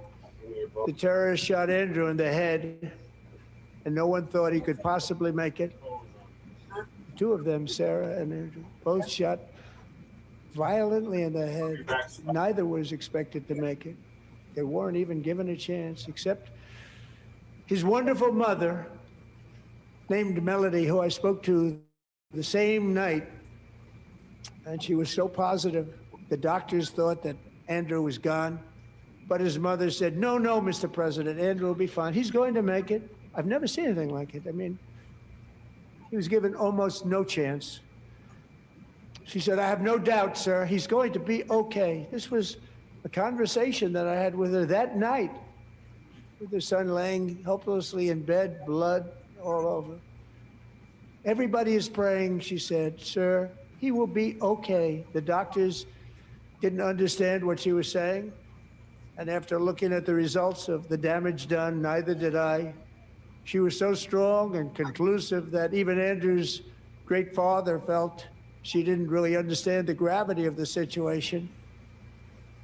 But she turned out to be right. Right, Melody? She turned out to be right.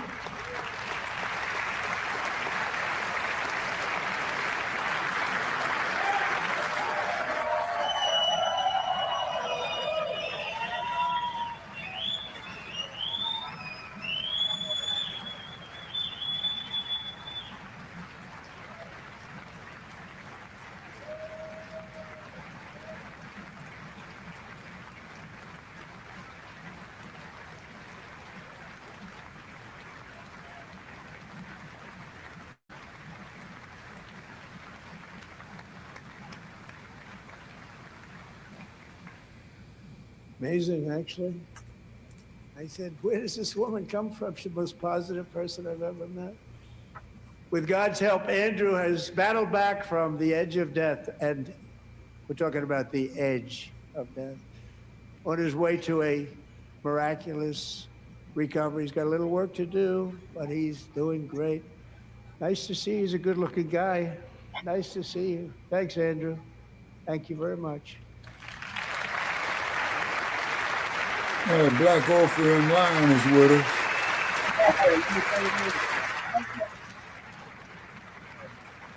Yeah, appreciate you taking the time, man, because I know it's late where you at. So, Andrew, while you're up, now I'm going to ask a highly respected General James Seward to present Staff Sergeant Andrew Wolf and the great family of Sarah Beckstrom with the award created by our late great President George Washington himself. It's called the Purple Heart. Okay. Now, when you say he's talking about deporting people who are not working, could you be more specific on that there, Black Opener?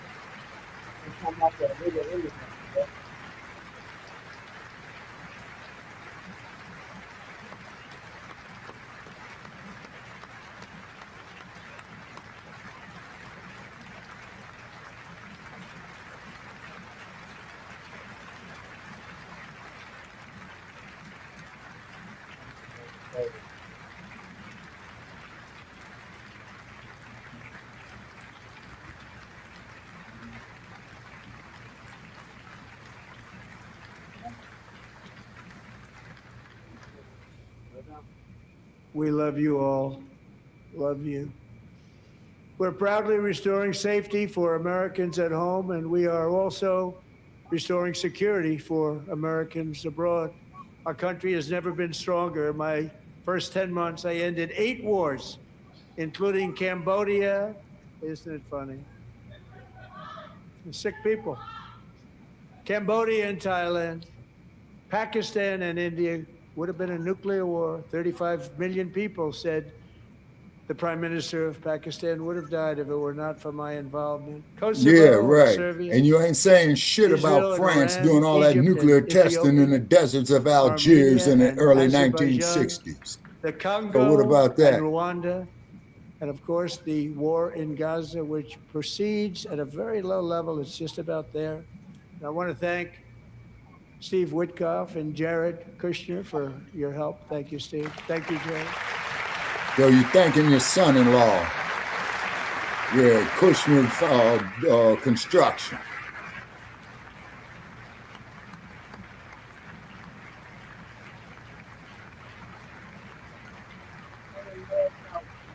And I also want to thank the man they report to, Secretary of State Marco Rubio. Thank you, Marco.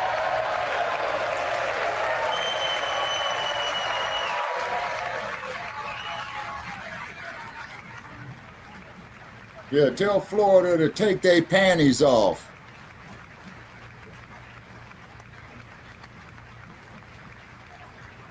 People like you. You know, Marco got 100% of the votes when he was in confirmation. I think our next one was about 54%. And some of the Democrats are now saying, I can't believe we approved that guy. And he said it's an honor that they feel that way, right, Marco? You have done a great job, great Secretary of State. I think he'll go down as the best ever.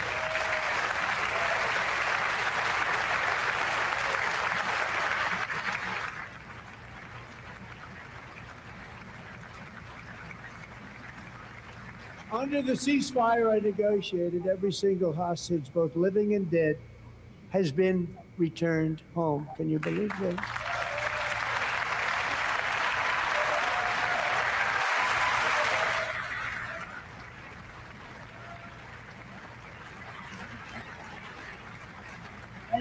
Nobody thought it was possible. Nobody thought that was possible. Both living and dead. And those parents who had a dead son, their boy, they'd always tell me their boy, they wanted him as much as though he were living. It was an amazing period of time. It came back, and when we got all of the living hostages back, and many, many before them, but I always said those last 20 are going to be very tough, but we got many, many more, hundreds. But I said those last 20 are going to be tough. We got them back. But we only got back 14 or 15 of the dead of the 28. And believe it or not, Hamas worked along with Israel, and they dug and they dug and they dug. It's a tough thing to do, going through bodies all over, passing up 100 bodies sometimes for each one that they found. Tough job. And they finally got it back to 27. And then Steve and Jared, they got it back to 28. He found all 28. Nobody thought that was possible, but we did it. And I remember the family of the 28th. They were so grieved, but they were so happy as it's possible to be. They had their boy back. The mother said, "Sir, we have our boy back." What a period of time that was, but we got them all back. So thank you both very much. Great job.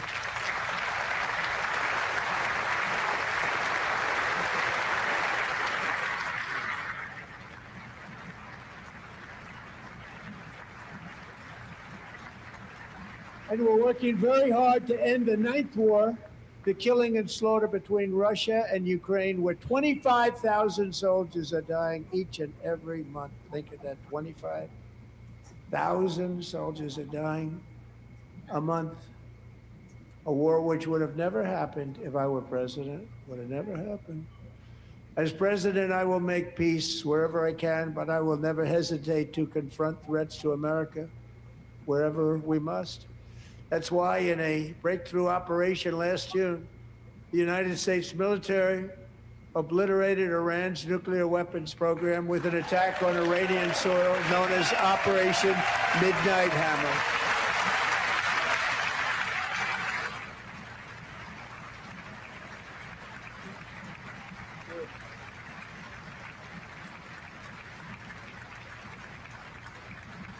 For decades, it had been the policy of the United States never to allow Iran to obtain a nuclear weapon.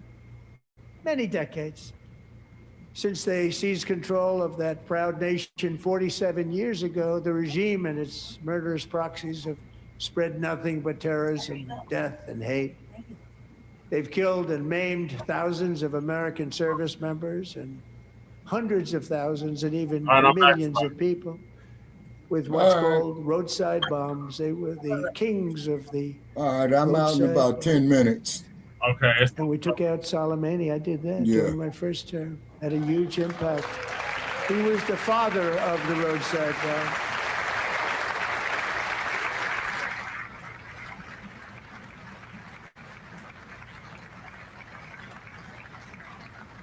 And just over the last couple of months with the protests, they've killed at least, it looks like 32,000 protests, 32,000 protesters in their own country.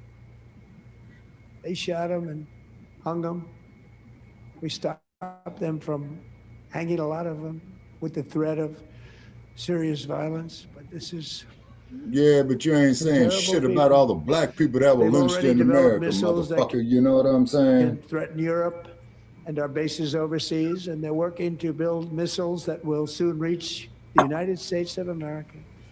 After Midnight Hammer, they were warned to make no future attempts to rebuild their weapons program, in particular nuclear weapons. Yet they continue, starting it all over. We wiped it out, and they want to start all over again, and are at this moment again pursuing their sinister ambitions. We are in negotiations with them. They want to make a deal, but we haven't heard those secret words. We will never have a nuclear weapon. My preference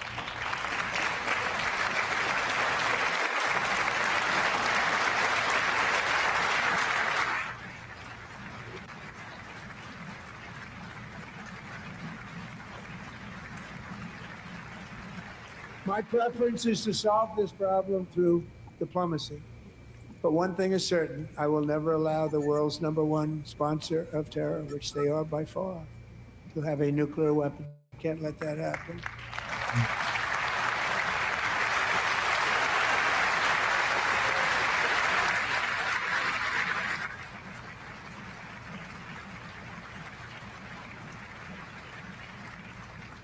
And no nation should ever doubt America's resolve.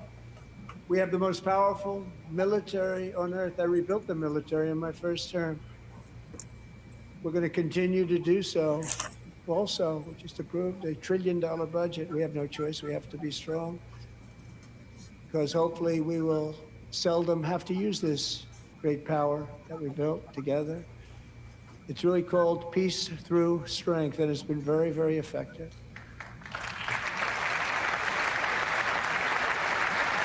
Peace through strength.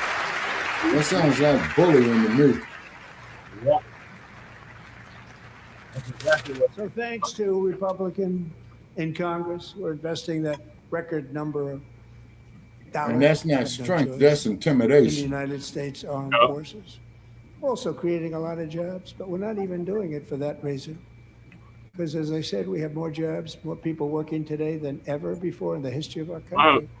And NATO countries are friends and allies. They are. They're our friends and they're our allies. Have just agreed at my very strong request to pay 5% of GDP for military defense rather than the 2%, which they weren't paying. We were paying for almost all of NATO.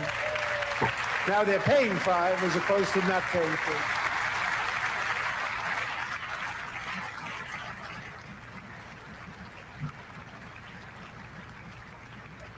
And getting that 5% was something which everyone said would never be done, could not happen. We got it really easily. One meeting.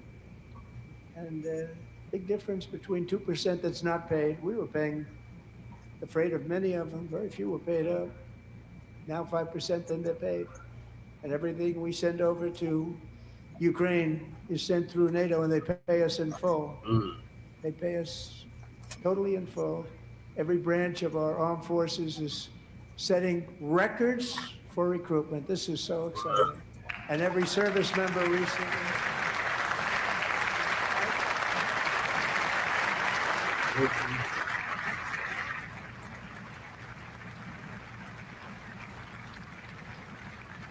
And every service member recently received a warrior dividend of $1,776.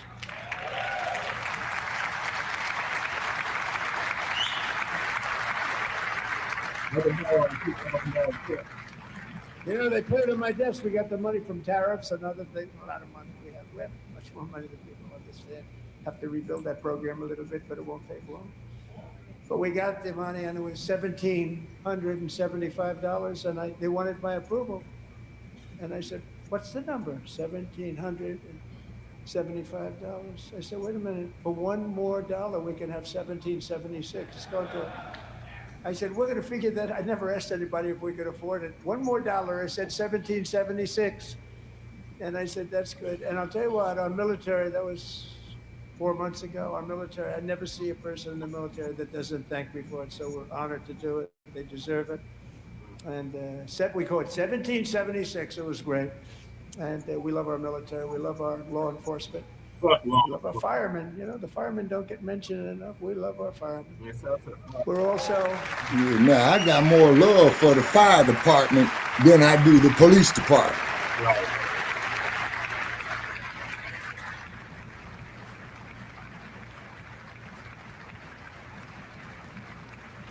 We're also restoring American security and dominance in the Western Hemisphere, acting to secure our national interests and defend our country from violence, drugs, terrorism, and foreign interference. For years, large swaths of territory in our region. And Florida is the large main parts point of entry Mexico, for illegal drugs, really right? large parts of Yeah. Mexico. Florida, Texas. Have been Okay. controlled by Okay. murderous Hold drug it. cartels. Florida, right? That's why I designated these Okay. cartels as And this foreign dude here terrorist is from Florida. organizations, Am I and correct? declared Who? illicit fentanyl as a weapon Trump. of He mass resides in Florida, right? destruction. Yeah, he resides in Florida. Okay.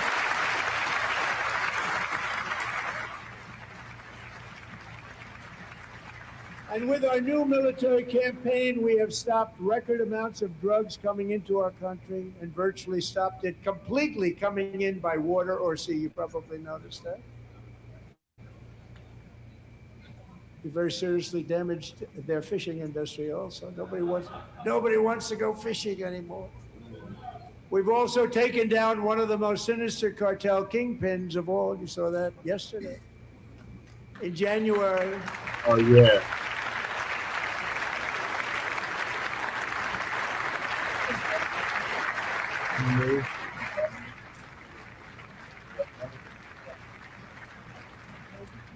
In January, elite American warriors carried out one of the most complex, spectacular feats of military competence and power in world history. No one's seen anything like it. Foreign leaders, I won't tell you who, called me and they said, very impressive, very impressive.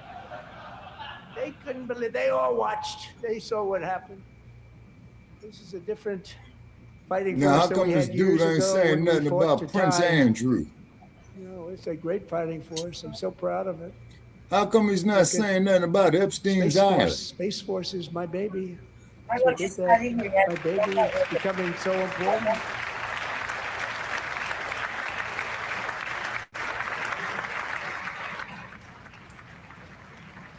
And these crooks.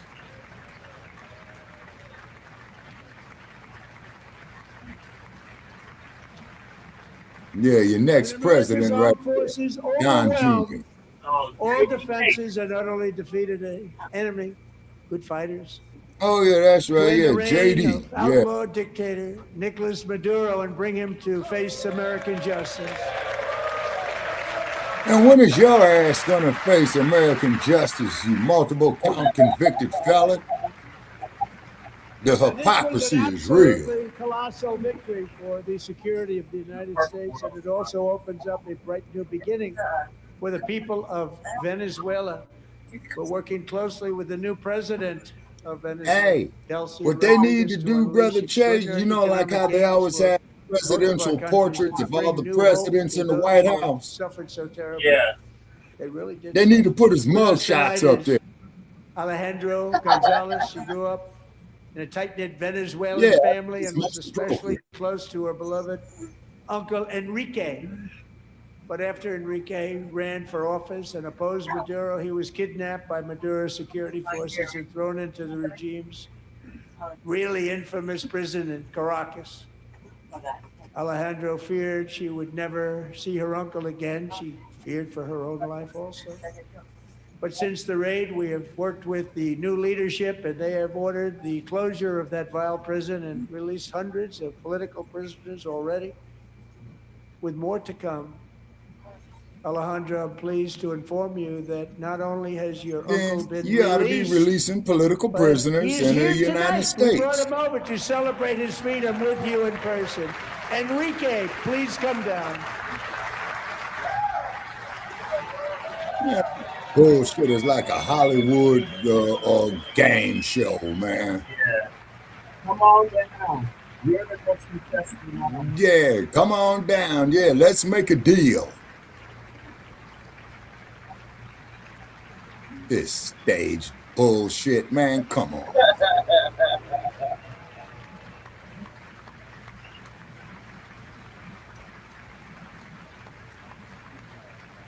Hooray for Hollywood. He loves his daughter. Thank you, Enrique. Have a good time. Nice to have you back, Enrique. There were many heroes on that January raid to capture Maduro. Really great heroes. It was very dangerous. They knew we were coming. They were all set. But the deeds of one warrior that night will live forever in the eternal chronicles of military valor. Chief Warrant Officer 5, Eric Slover, planned the mission and was the flight lead in the cockpit of the first helicopter. A big, beautiful, powerful helicopter. It was a massive Chinook, carrying, as you can imagine, many, many American warfighters. Wearing the dog tags, his wife Amy had blessed with holy water before he left. She knew it was going to be a rough one.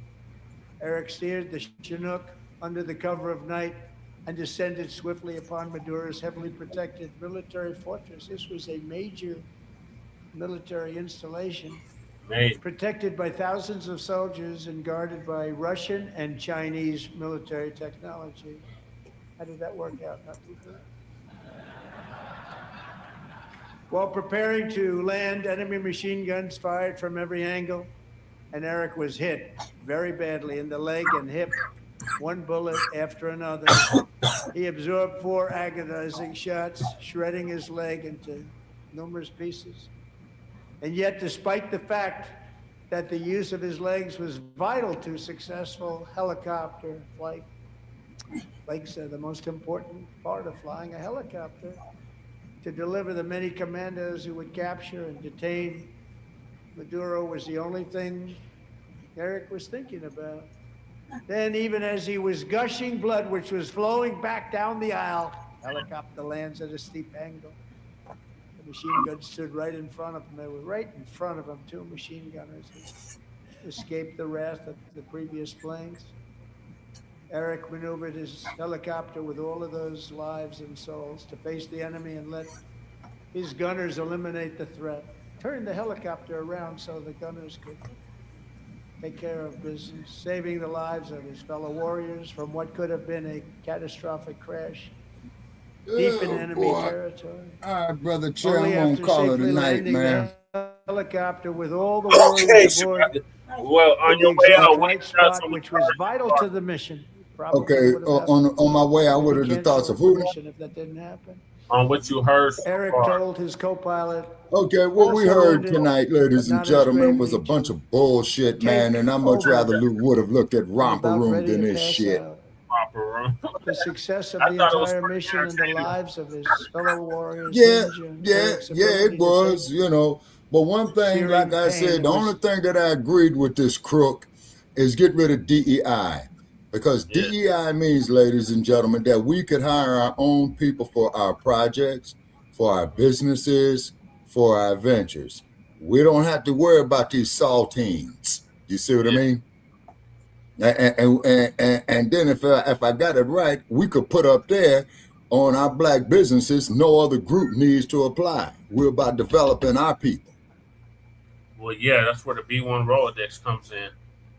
So make Yeah, sure you yeah. No other people need to apply. Go see this idiot. Rolodex. Yeah. The link is in the description.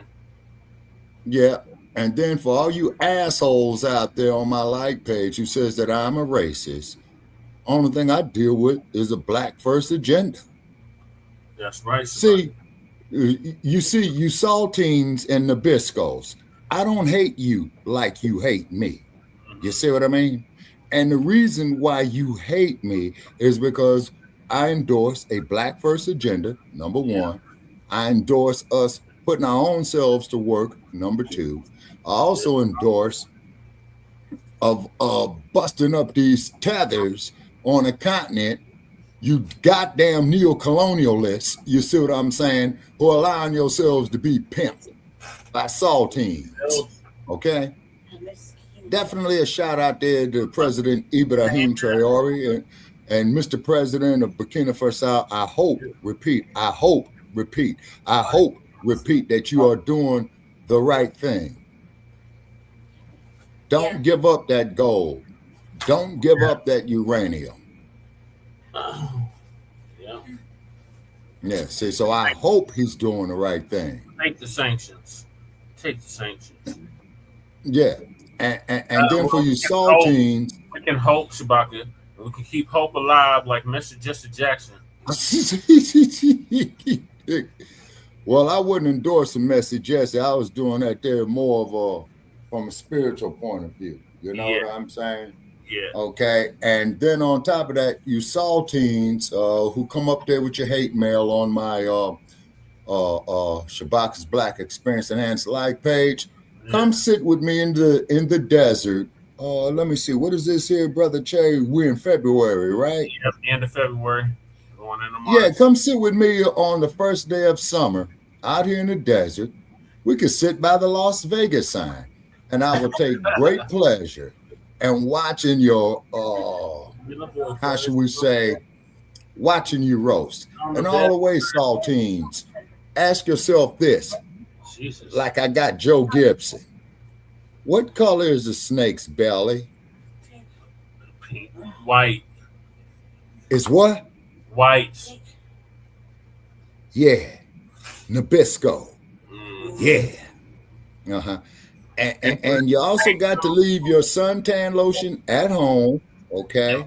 And what does the snake do, Shabaka? It sheds its skin. Yeah. Yeah, you see. So when your skin get to peeling and what have you, I might give you a cup of piss, you know what I'm saying? Because I'm not that inhumane. Yeah. So with that there being said, I bid everybody good night from Sin Okay, City. good night, Rocket. Thank you for joining us. All right, thank you for having me. Okay, brother Chad, I'll give you a call sometime tomorrow after I finish my appointment real early in the morning. Okay. Have a good appointment. All right, thank you. Thank you very much. Okay. All right, Lady Che. Okay. And Donald Duck, you deserve to go right straight to fucking jail. Don't pass go. Do not collect your $2 billion. Set the example, man. You believe America is great. Then go turn yourself in, serve your time, and you can still be the president from your jail cell. And the best place for your stinking ass to be incarcerated at in its current condition, is no Alcatraz. Oh, and you got a perfect view of the Golden Gate Bridge, Donald Duck. You are a crook, okay? You're a multiple convicted felon. And state levels. I want to make that perfectly clear, to quote one of his most crooked ass predecessors. Yeah. Oh, Tricky. Yeah. All right, folks, I'm out. Okay, brother Chad, I'll give you a call tomorrow. Okay. All right, we got like 5 more minutes left of this bullshit. Okay.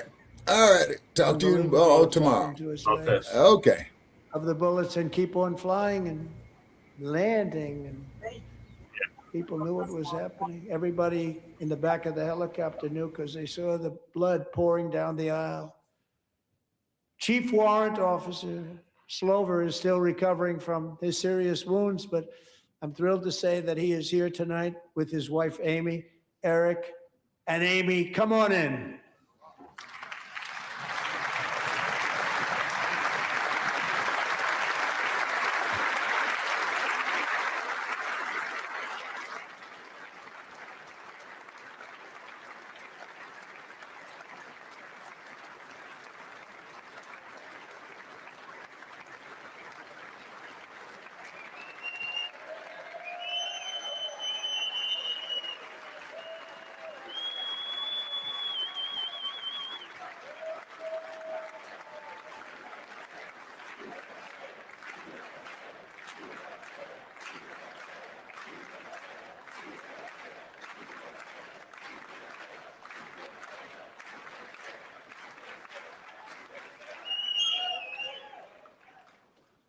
So we have a surprise for Eric and Amy.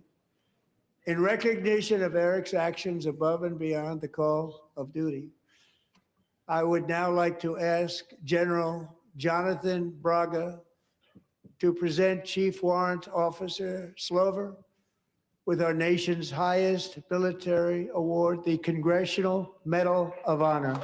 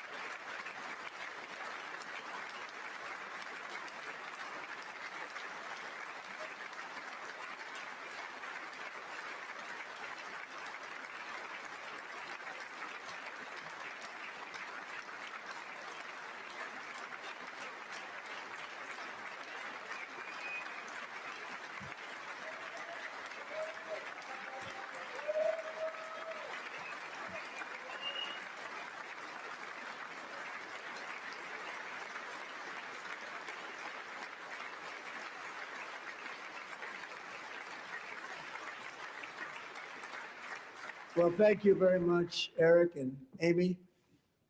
Great to get to know you. I met with them and with a lot of their fellow warriors at Fort Bragg recently. You notice the name Fort Bragg, we have it back, we brought it back. We won the First World War with it, the Second World War with it, and then they decided to change the name. So we changed it back. Everybody wanted to change back too. And 10 of Eric's fellow warriors from that incredible night of victory will also be receiving medals at a private ceremony that will soon be held at the White House. And Eric will be there. Thank you.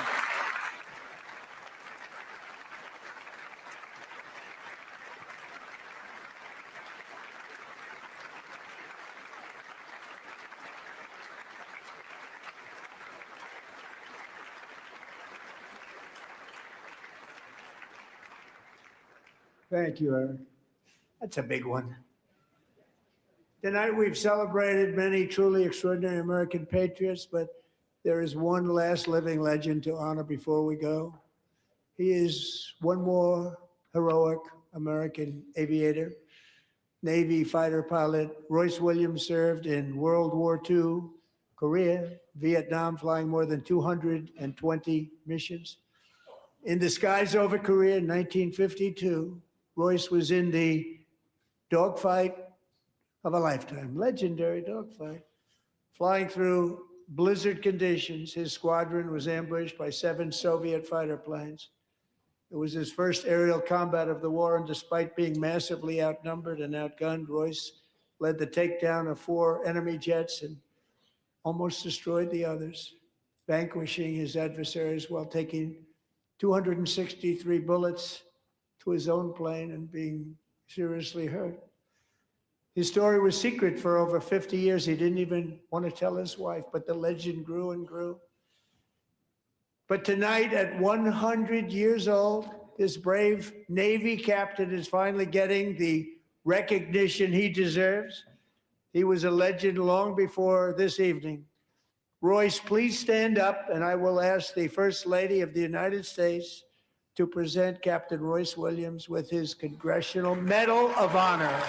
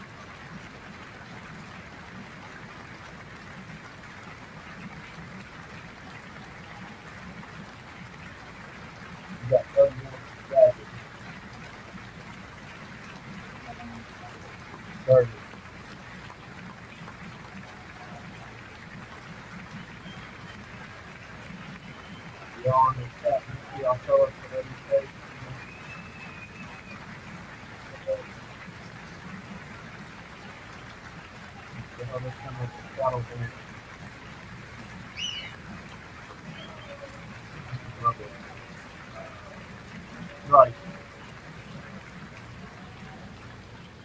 Thank you, Royce, and thank you, Eric. I've always wanted the Congressional Medal of Honor, but I was informed I'm not allowed to give it to myself, and I wouldn't know why I'd be taking it, but if they ever open up that law, I will be there with you someday. But you know, that's our highest honor, Congressional Medal of Honor, and that's a big thing, and it's an honor to be in the same room with you. Thank you both very much, Eric. Thank you.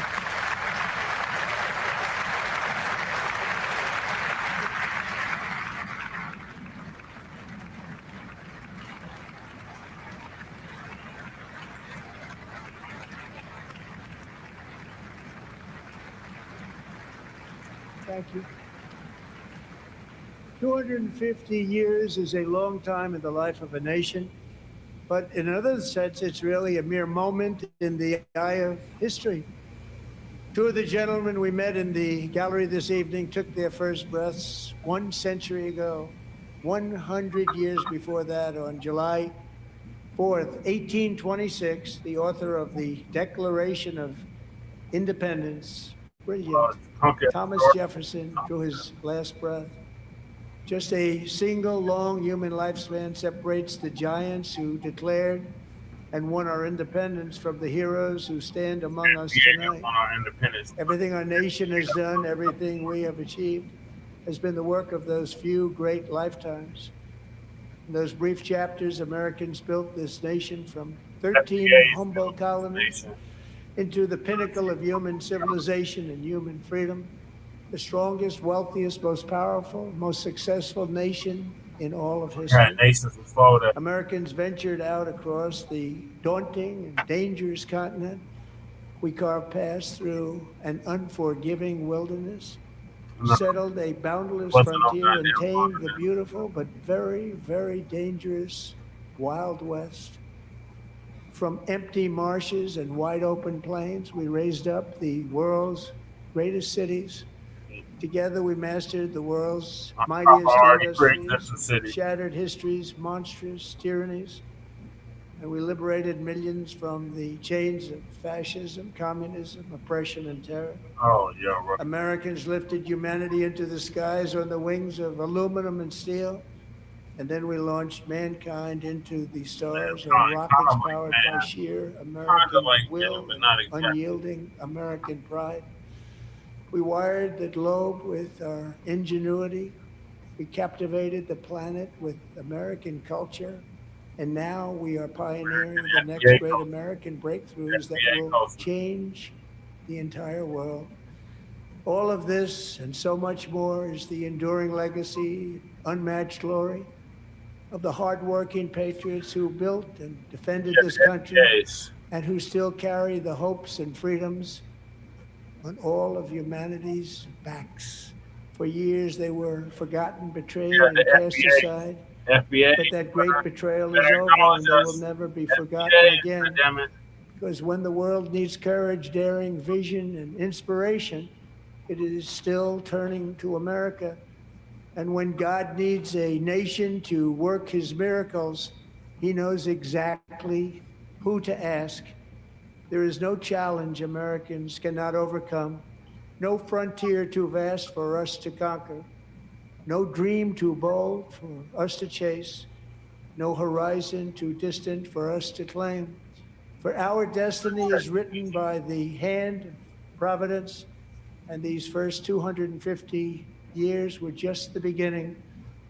From the rugged border towns of Texas to the heartland villages of Michigan, from the sun-kissed shores of Florida to the endless fields of the Dakotas, and from the historic streets of Philadelphia to right here in our nation's capital, Washington, D.C., the golden age of America is upon us.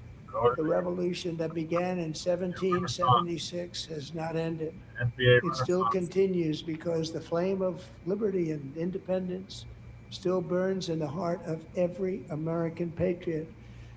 And our future will be bigger, better, brighter, bolder, and more glorious than ever before. Wow. Thank you, God bless you, and God bless America.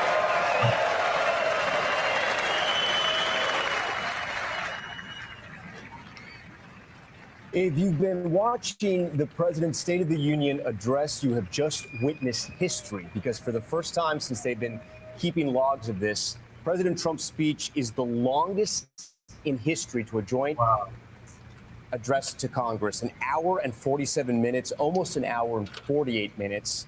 Again, the longest in history since we've been keeping track of these speeches.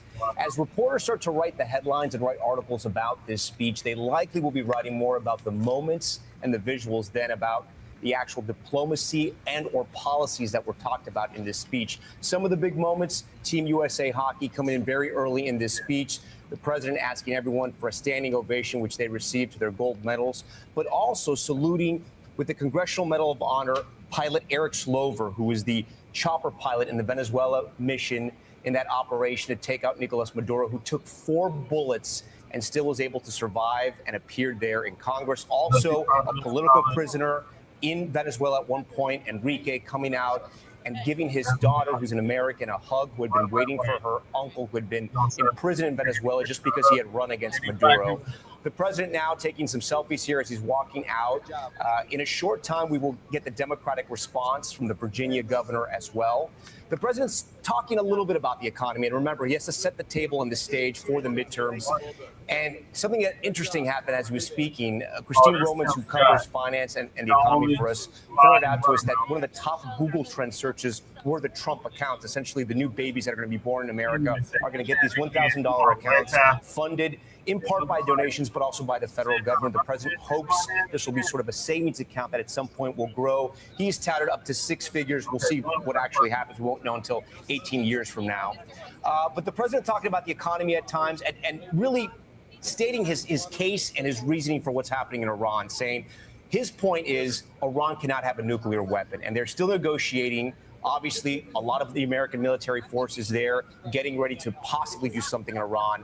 But he says they just can't get to that one moment, which is to get Iran to agree not to make a nuclear weapon. If they do, there will be a deal. But so far, we're not at that point just yet. Kristen Welker, the moderator of Meet the Press, watching the speech with me. Kristen, what else stood out to you? We should mention another big moment was the back and forth. There was a lot of just fighting and shouting at Democrats shouting at the president. He was making them a foil as he had these moments. He was also highlighting a lot of horrific crimes that have happened in the United States.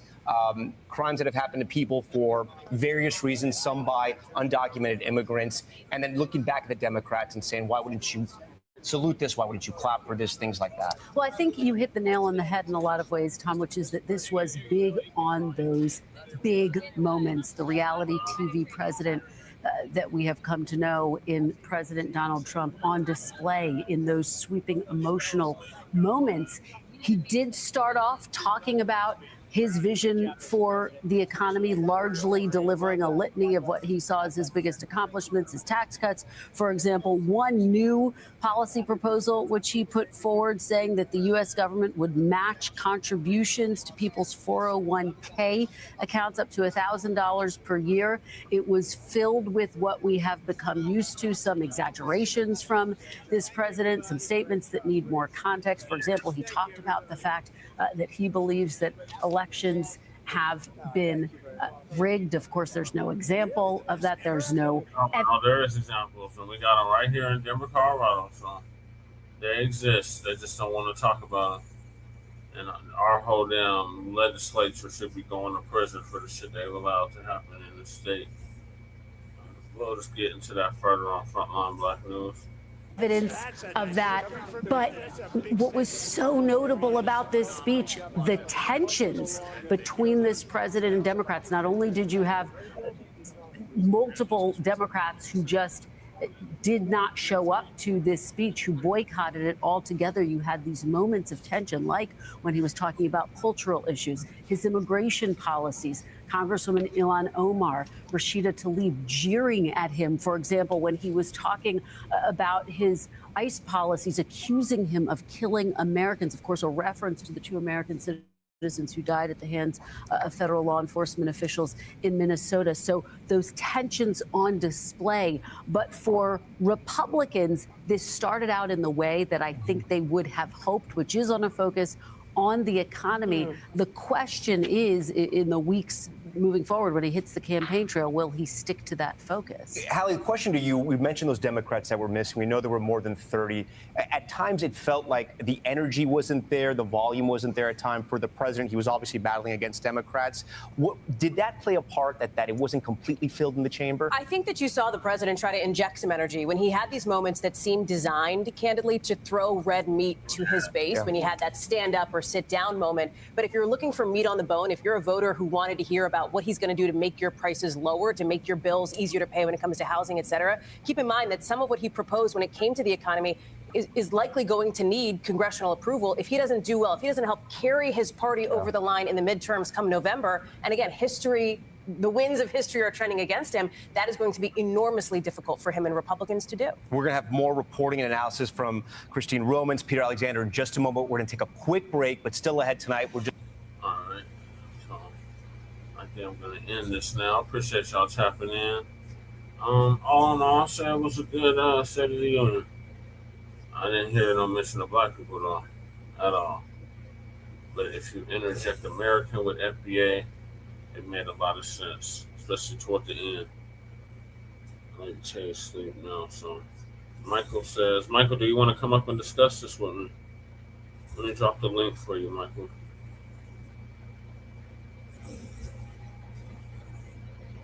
Just for Michael or Black Joe or Dynamite, if y'all want to come up, y'all can.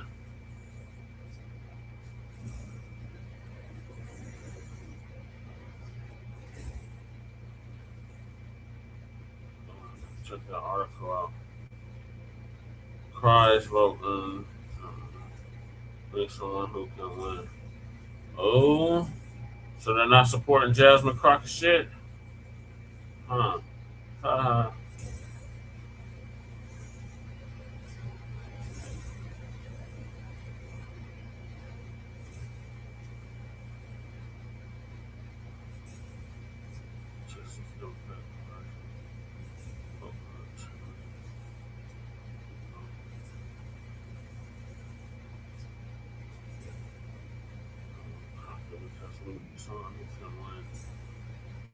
Ah, these motherfuckers. They're making me have to sign up to read the article. Hey, Michael. Grand evening to you. Were you able to see the State of the Union address? Yeah, I saw the State of Union address. I saw the rebuttal. Hey, how you doing? Yeah, we just finished streaming it. Yeah. I'm all right. I was honestly entertained by that. Yeah. They said it was the longest in history, and I didn't hear no mention of American freedmen. But if you interject America with FBA toward the end, it made a lot of sense. Especially when he was like, you've been neglected, you've been ignored. Right. I think that he was talking to American freedmen, but he just didn't say it. Because we're the ones who built the country. So when he's talking about building the country and legacy and all of that, he's talking to us indirectly. Mm-hmm. So what is your take on it? What did you think of it? So the State of the Union. So my take is that.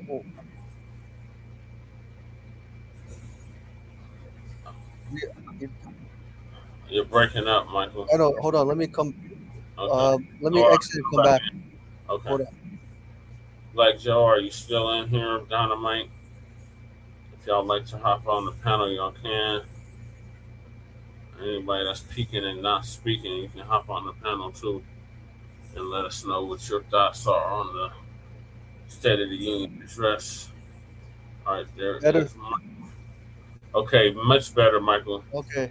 You know what happened? I think I had like the volume. I forgot to like delete the volume on the YouTube channel, so I didn't realize I'm streaming. Are you on the phone or the computer? Computer. Oh, okay. Yeah, so I saw the State of the Union. My take is that, I'm not surprised. Donald Trump is going to emphasize America first. Yeah. Right. I mean, that's what he ran on. Right, and deportations. Mm-hmm. Right, and then I saw something. Then I think I saw a clip that what's the guy's name? Goss, the congressman from Texas. What is his name? Goss. You know who I'm talking about? Ted Cruz. Not Ted Cruz. He's a Democrat from Texas. He held a sign that says. Yeah, I'm sorry. No, you remember he got removed from the State of the Union early this year for telling protesting Donald Trump, don't cut government. Oh, Al Green. Yes, there you go. Yes, Al Green. Thank you. Yes, Al Green posted that sign to Donald Trump at the State of the Union and said, don't call black people not apes. And then Al Green got removed twice. Yeah. And not fighting hard for substance. So to me, it's like. Yeah, did his sign say reparations now or else? Yeah, no reparations, not a single thing. In other words, I think Elgin was trying to say, Trump, stop calling us names. Can you please be polite? And Donald Trump is like, I'm not going to be polite. Congressman Al Green. Him in a monkey suit. Right, But right, indirectly offensive and racist toward black people because that's how they depict the black right, people with that scientific racism.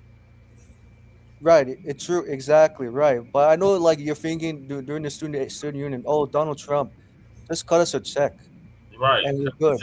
Right. You said we built the country. You said we ain't been getting the proper recognition. So come Mhm. on with the goddamn check. Right. That's the only way you're gonna show and prove, that you actually give a damn about the black community, especially since this is Black History Month, Black Hmm. History Year, and Black History Century. Right. Exactly. And and I was surprised the State of the Union was televised late in February. Usually it's televised between Yeah. late January and early February. I'm not sure why they chose. Yeah, it was kind of late this year. Yeah. Yeah, interesting. Yeah, I mean something. We know Trump is going to be They said unpredictable, it but was the longest in history, Michael. They said it was an hour and 47 minutes, almost. right, Around 48 minutes. 40 minutes, and this Usually they're included like the an hour. right. It also included like Abigail Spanberger's rebuttal, right? Oh, yeah.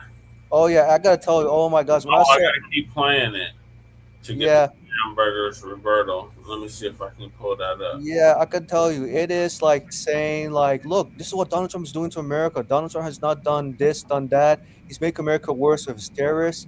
And my question to Abigail Spanberger, what is your proposal?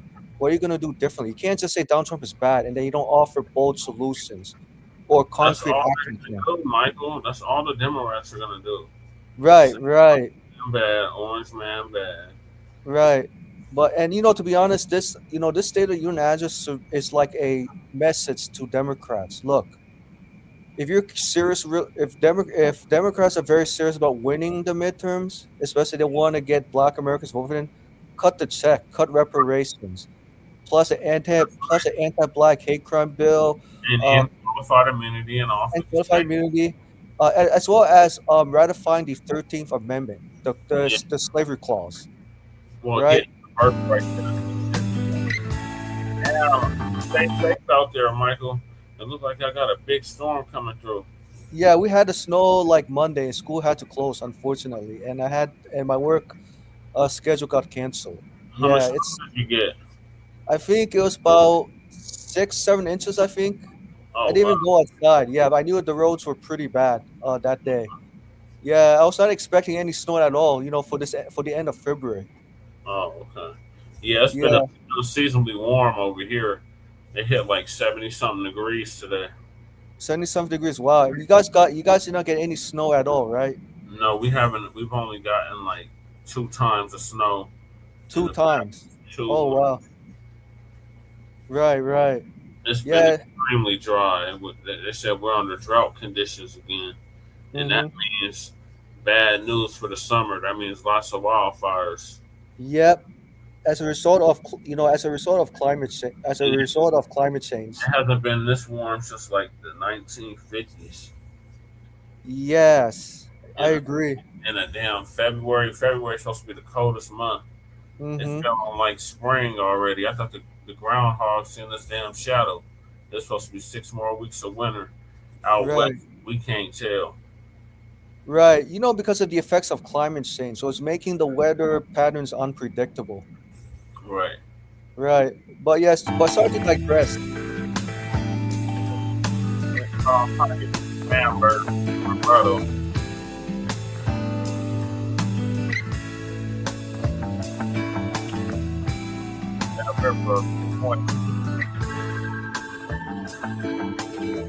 Like it's weird. Like it's 70 degrees here, but then it's Mhm. snowing in the mountains. Oh wow. You see all that rain, Mm-hmm. I see all that rain. Yep. and then it's changing in the snow when you get up to the higher elevation. Mm-hmm. Yeah, but it's not hitting us. It's like directly to the north of us.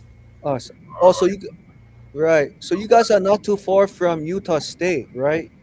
Yeah, we're next door to Utah. Oh, interesting. Wow. Interesting. That's one of our border states. We border Utah, Arizona, New Mexico, How about Oklahoma?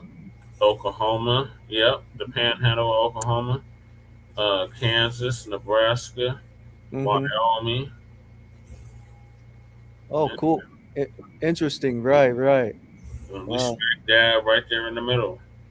Mm-hmm.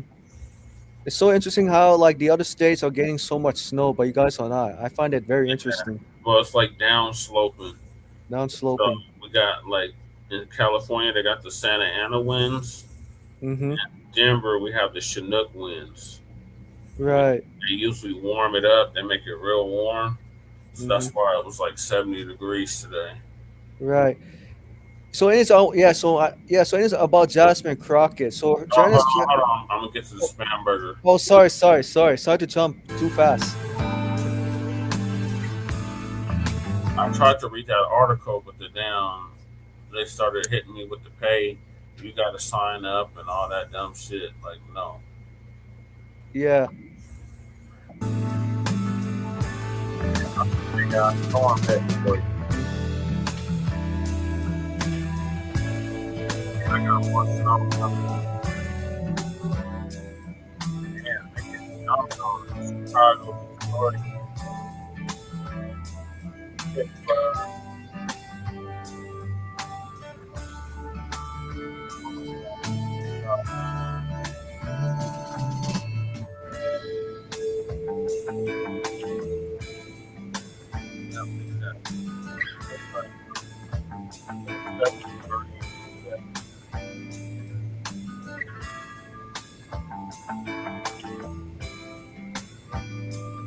Sorry, I turned off the weather.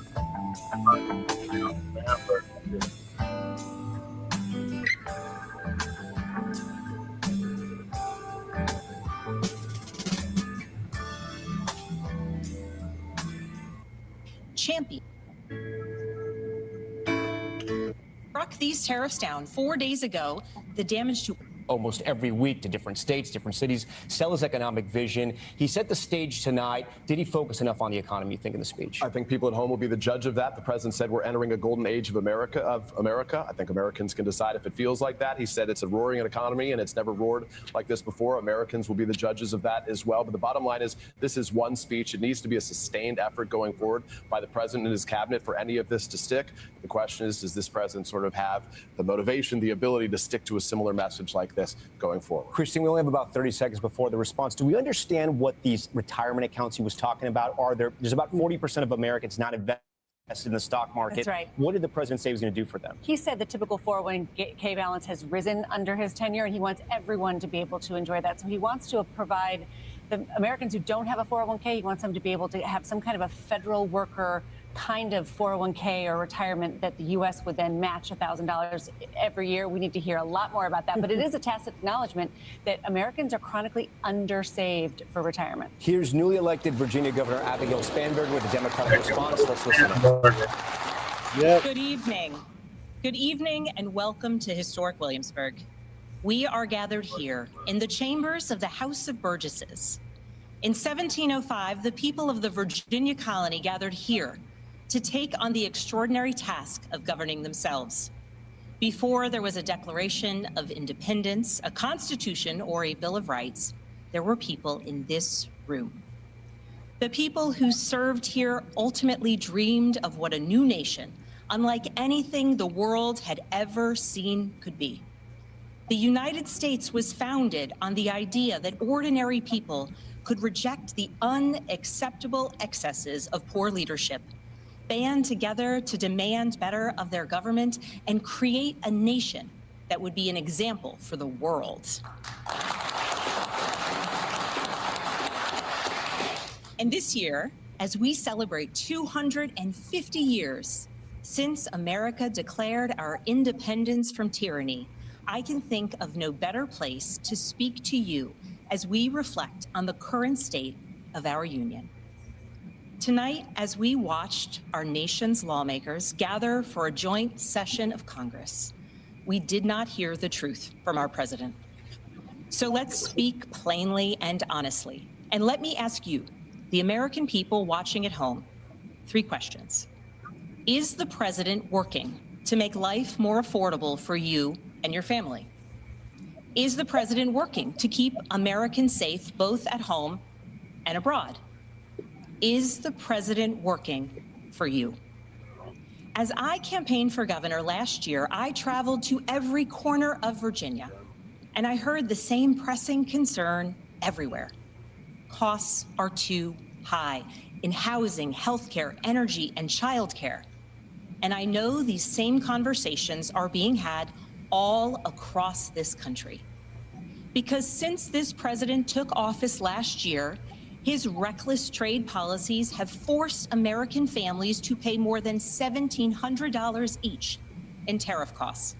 Small businesses have suffered, farmers have suffered, some losing entire markets. Everyday Americans are paying the price. And even though the Supreme Court struck these tariffs down 4 days ago, the damage to us, the American people, has already been done. Meanwhile, the president is planning for new tariffs, another massive tax hike on you and your family. And Republicans in Congress, they remain unwilling to assert their constitutional authority to stop him. They're making your life harder. They're making your life more expensive. They're even making it more difficult to see a doctor. Rural health clinics in Virginia and across the country are already closing their doors thanks to the so-called One Big Beautiful Bill, championed by the president and Republicans in Congress. And tonight, the president celebrated this law, the one threatening rural hospitals, stripping healthcare from millions of Americans and driving up costs in energy and housing, all while cutting food programs for hungry kids. But here in Virginia, I am working with our state legislature to lower costs and make the Commonwealth more affordable. And it's not just me. Democrats across the country are laser focused on affordability in our nation's capital and in state capitals and communities across America. In the most innovative and exceptional nation in the history of the world, Americans deserve to know that their leaders are focused on addressing the problems that keep them up at night. Problems that dictate where you live, whether you can afford to start a business or whether you have to skip a prescription in order to buy groceries. So I'll ask again, is the president working to make life more affordable for you and your family? We all know the answer is no. I grew up in a house of service. My mother was a nurse and my father was a career law enforcement officer. I began my career by following in my father's footsteps as a federal agent working money laundering and narcotics cases. I worked side by side with local and state police to keep our community safe and to uphold and enforce the law.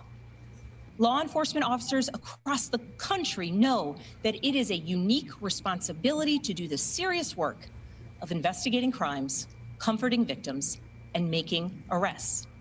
It's about building trust, and that requires an abiding sense of duty and commitment to community.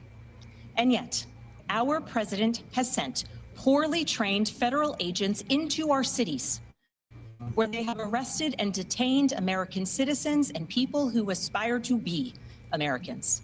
And they have done it without a warrant. They have ripped nursing mothers away from their babies. They have sent children, a little boy in a blue bunny hat, children to far off detention centers. And they have killed American citizens in our streets. And they have done it all with their faces masked from accountability. Every minute spent sowing fear is a minute not spent investigating murders, crimes against children, or the criminals defrauding seniors of their life savings. Our president told us tonight that we are safer because these agents arrest mothers and detain children. Think about that. Our broken immigration system is something to be fixed, not an excuse for unaccountable agents to terrorize our communities. We've been getting terrorized. This history. What the fuck are you talking about? After working in law enforcement, I continued my career of service as a CIA officer, working undercover to protect the United States and our allies from global threats, terrorism, nuclear weapons, and the aggression of adversarial nations around the globe. Yeah. But as the president spoke of his perceived successes tonight, he continues to cede economic power and technological strength to Russia, bow down to China, bow down to a Russian dictator, and make plans for war with Iran. Here's the truth. Over the last year, through Doge, mass firings, and the appointment of deeply unserious people to our nation's most serious positions, our president has endangered the long and storied history of the United States of America being a force for good. So I'll ask again, is the president working to keep Americans safe, both at home and abroad? We all know the answer is no. In his speech tonight, the president did what he always does. He lied, he scapegoated, and he distracted. And he offered no real solutions to our nation's pressing challenges, so many of which he is actively making worse. He tries to divide us. He tries to enrage us, to pit us against one another, neighbor against neighbor. And sometimes he succeeds. And so you have to ask, who benefits from his rhetoric, his policies, his actions, the short list of laws he's pushed through this Republican Congress? Really rich and white. That's what Somebody must be benefiting. He's enriching himself, his family, his friends. The scale of the corruption is unprecedented. that should be the last. There's the cover-up of the Epstein files, the crypto scams, cozying up to foreign princes for airplanes and billionaires for ballrooms, putting his name and face on buildings all over our nation's capital. This is not what our founders envisioned, not by a long shot. What did they envision? A white ethnic state. So I'll ask again, is the president working for you? We all know the answer is no. But here's the special thing about America. On our 250th anniversary, we know better than any nation what is possible when ordinary citizens, like those who once dreamed right here in this room, reject the unacceptable and demand more of their government. We see it in the determination of students organizing school walkouts all across the country, whose voices are becoming so powerful that the governor of Texas seeks to silence them.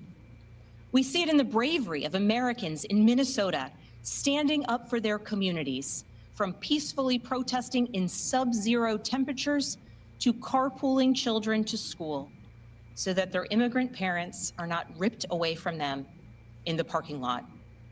As a mother of 3 school-age daughters, I am inspired by their bravery, but I am sickened that it is necessary. And Americans across the country are taking action. They are going to the ballot box to reject this chaos. With their votes, they are writing a new story, a more hopeful story. That's a lot. In November, I won my election by 15 points.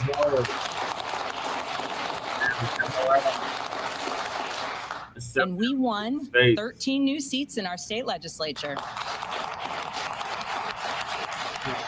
Is that something? Because voters decided they wanted Yeah, I something can hear you. different. If you could pause that video. Our campaign earned votes from Democrats, Republicans, independents, and everyone in between, because they knew as citizens they could demand more, that they could vote for what they believe matters, and that they didn't need to be constrained by a party or political affiliation. What she just said, Michael, about y'all adding 11 Democrats to your legislature. Is that good news?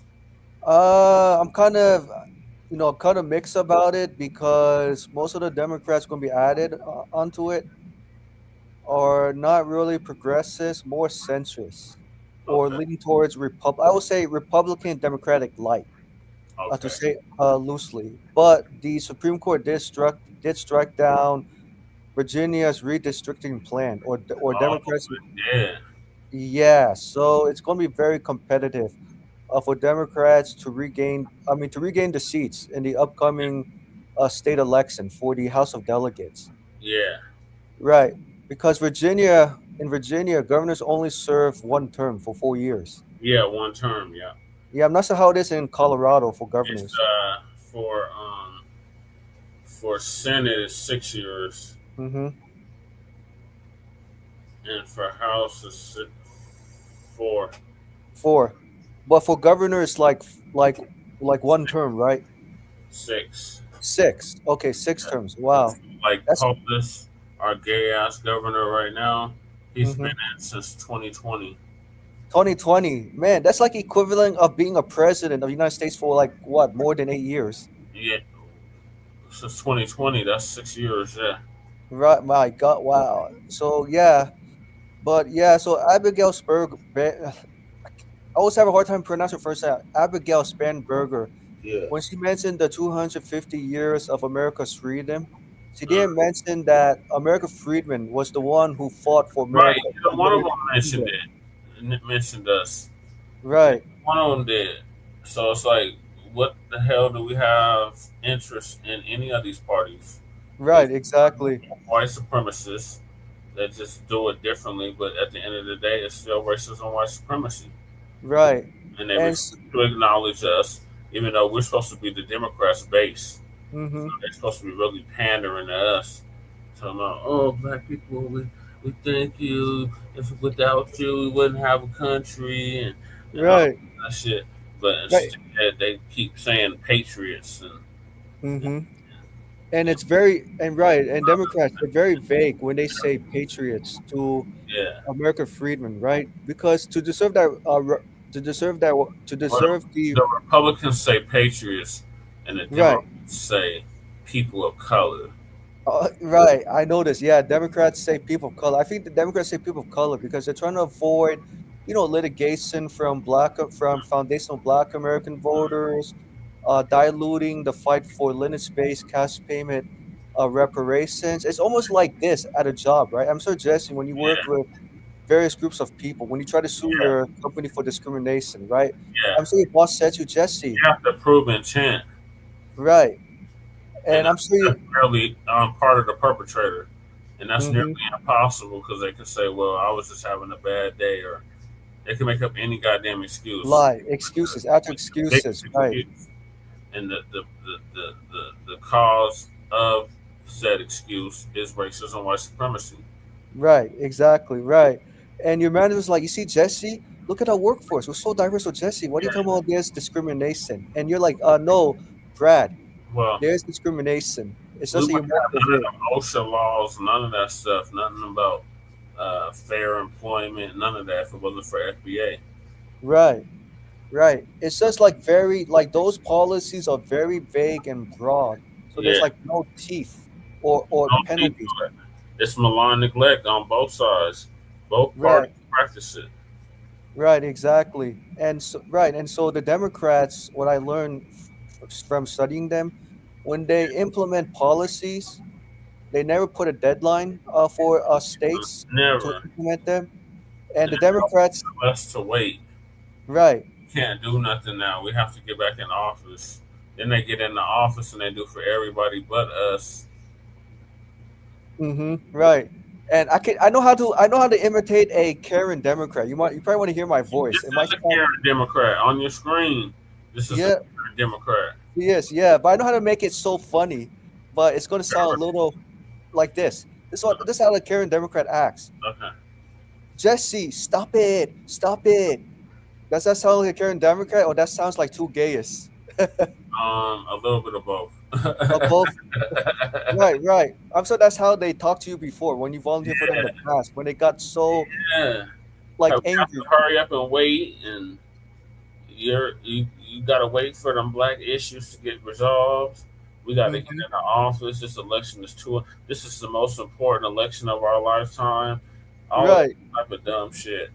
Like, right, right, right.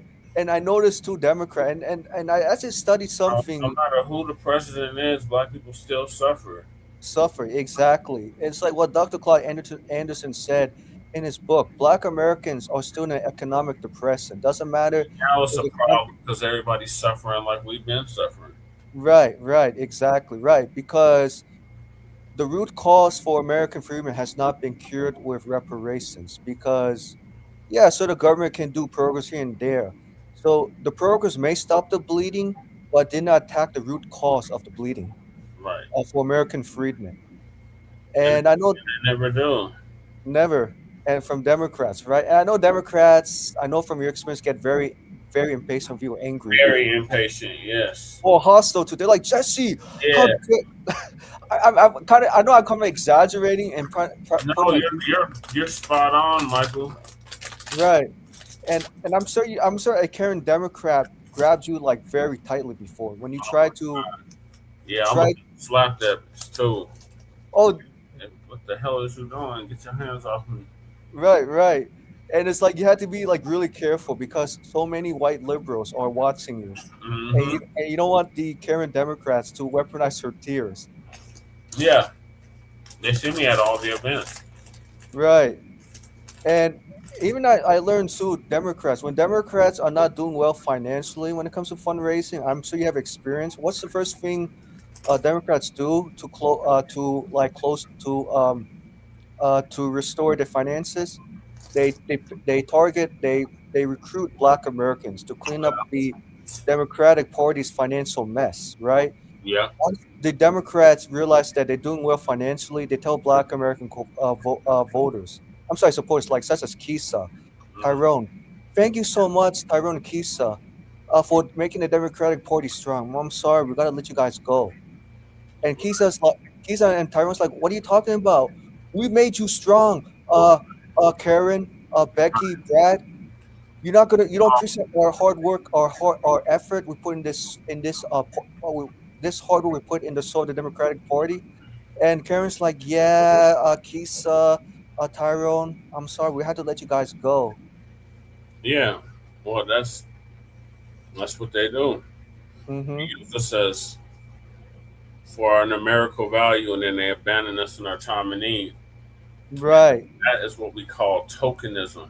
Tokenism. Yep. Tokenism. And then Kisa and Tyrone get mad at the end of the day. They start laughing at the Karen Democrats, cussing them out. Let's get back to your Karen governor.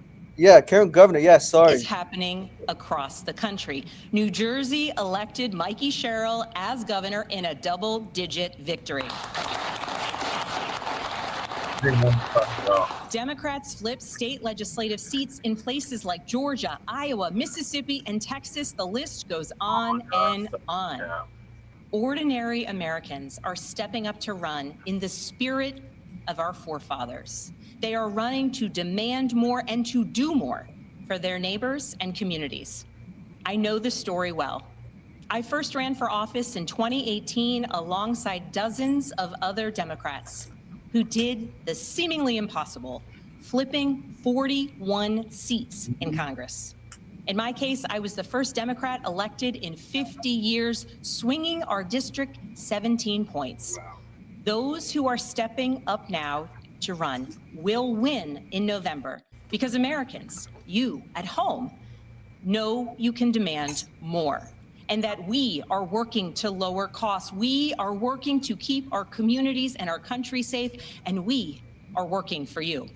Yeah, you're working for yourself, bitch. In his farewell address, George Washington warned us about the possibility of, quote, cunning, ambitious, and unprincipled men rising to power.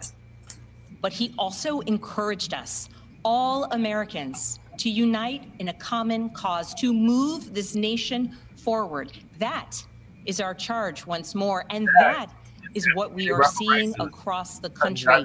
It is deeply American and patriotic to do so, and it is how we ensure that the state of our union remains strong, not just this year, but for the next 250 years as well, because we, the people, have the power to make change, the power to stand up for what is right, the power to demand more of our nation.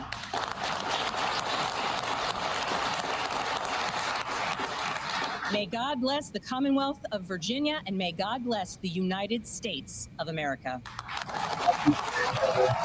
It is 11:21 p.m. on the East Coast. It's unclear how many Americans are going to watch the Democratic response because it's so late. But Peter Alexander, it sounds like we have the Democratic playbook for the midterms. So a thing that struck me in the course of the president's speech and the follow-up that we just saw from the Democrats, in the conversation the president had with you in your interview, he said about immigration enforcement in Minneapolis that he should have had a softer touch here. It seems that the Democrats' message is we're the ones who are in touch right now. The president said that there's a golden age, that there's a roaring economy right now. A lot of Americans, as evidenced by the recent polls show, what is it? Almost 2 out of 3 of Americans say they're dissatisfied with his handling of the economy. Here, the Democrats are saying, we, in effect, feel your pain. We know what you're experiencing. And about his signature tariffs, where the president called the SCOTUS decision, the Supreme Court decision, unfortunate, they said, this is effectively a tax on you. We're the ones who are looking out for you, not the man who's in the Oval Office. In the Democratic response, we just heard Governor Spanberger ask a very simple question. Is President Trump working to make life more affordable? What is the data showing us right now, Christine? Well, the data shows us right now that people are having a really hard time with hard bills like insurance and housing and these big things that are hard to just fix overnight. And the president, in his remarks, really was talking about there's an affordability problem, but it's their fault. It's their fault. What she's saying is they're for the crypto bros, they're for the billionaires, they're for the movers and the shakers. We're for working people, and that's what the Democrats are really trying to stake their claim on here. Hallie Jackson, President Trump is not on the ballot, but he says he'll be out there campaigning. That's right. They're going to have a midterm convention at some point. We think closer to the summer before the voting starts. My question to you is, will President Trump have enough juice to get Republicans out there to vote, even though he's not on the ballot? That's the big question, and Republicans sure hope so. They think that President Trump has got to help carry some of these candidates over the line if they want to buck these historical trends here of the last 20 midterms. In 18 of them, the party in power and the president lost seats. So I think when you hear Governor Spanberger there try to channel the frustration that Americans feel about the economy, look at where President Trump is. His approval rating is sitting at right around 40%. That's largely driven by cratering poll numbers on the economy. So I think the governor, why was she chosen to deliver these remarks? She's somebody who's a moderate voice in the Democratic Party. She flipped a seat back in 2018, as she talked about. And when we look at this through the frame of the midterms, because that's really, Tom, we've been talking about it, what this is, a big midterm campaign. That's your governor, Michael. Yeah, and I want to add, and initially, so before Abigail Spanberger gave the rebuttal, initially, I think the Democrats were going to give the mic to Congresswoman Summer Lee to provide the rebuttal to the State of the Union address. Yeah. And unfortunately, the Democrats said, oh my God, I'm just paraphrasing, right? So don't misquote me on that. I think the Democrats said to Congresswoman Summer Lee, we thought about very deeply about having you to offer a rebuttal to Trump's State of the Union, but after thinking this through very carefully and speaking to our colleagues, we don't feel that this is an appropriate time for you to speak. And I'm sure it made Summer Lee very disappointed, upset. Because he's like, I want to be the first Black American Congresswoman to offer rebuttal in the Democratic Party. Yeah. And right. Because the Democrats feel like, if they put Summer Lee on the mic, I'm sorry, and if they allowed her to offer rebuttal, they're concerned that Summer Lee is going to be like B1 or talk like B1, but offer very little substance. And so the Democrats say this is too much. We can't. So we're going to install Abigail Spanberger instead of Summer Lee.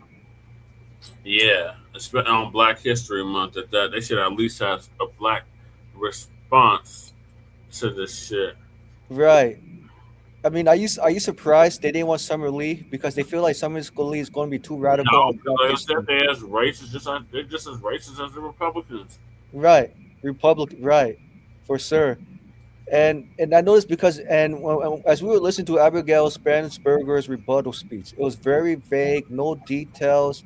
Because when she criticized Trump on the economy, right, on the tariffs, how Trump is out of touch with Americans, my question to Abigail Spanberger, what have you done as governor to make the cost of living affordable for all Virginians, including FBAs and also reparations repair? And I'm pretty sure she's probably not going to offer me. You told me her website. She didn't have nothing for no reparations on her website. Exactly, right, nothing. And when I read her proposals, Jesse, oh my gosh, her issue page was so long. It's like reading a chapter. You know what I mean? Yeah. Like, I mean, gosh, I can read this on my own time. Like, Like, she didn't provide any like concrete action plan in the first We place. had any town halls yet? Not town hall meetings, not yet, to my own knowledge, yet, not yet at this moment. If I do see a town hall meeting, I'll definitely keep you posted. Okay. But I know the town hall meeting I'm probably not going to attend because they're going to talk about, look, we got to focus on all lives matter, all Virginians, and Yeah. they can't say Yeah, that's all specifically. she's gonna say. We're all one Virginia. Right, and I'm sure you and and I'm sure that you, Jesse, and me, Yeah. Sabaka, They Brandy, say, yeah. Breeze, and others say like to be united in Virginia. Governor Abbott Sperberger, you need to cut the check reparations because right now America is divided. Reparations will close not only like close the wound, but it Yeah. would also heal the country emotionally, Right. physically, financially, Right. and mentally. Yeah, I agree, Michael, but that's too much like right. They're not gonna do right, and they're not gonna get our vote in the process. So they can Right. keep it up. Y'all just gonna keep losing. Y'all gonna lose in the midterms, Democrats, Hmm. and y'all gonna Exactly. lose in 2028. Right. And you know the reason why the Democrats say no ID, no ID, because they're targeting potential immigrant voters, and they know that they can't attract FBAs anymore, or they can't use new tricks to manipulate FBA voters into voting for Democrats. Yeah, And I know, and to me, I see like the Democrats, especially the Becky Democrats, like very. I find the Becky Democrats more controlling than the Brad Democrats. Would you agree? I mean they're both equally annoying. Yeah, Uh, but I just find that the Becky Democrats tend to be more aggressive. They scream a lot yeah, more than the they definitely go out their way to exercise their white privilege. right. And then when you see the Becky Democrats screaming, I'm sure you notice their faces turn red very Yeah, they quickly. turn red, real. They get real belligerent, real stupid. Yeah, Right. And then they say, I'm having chest pains. Can yeah. someone call 911 because Tyrone made me yell like crazy. But Tyrone did not even yell at did not yell at a Becky Democrat in the first place. He was just listening and trying to escape. Hmm. Yeah. Like I said, they're just as racist as the Republicans. Yep. Very racist What else did this Republicans. bride have to say? What? Is that it? Is that all she had to say?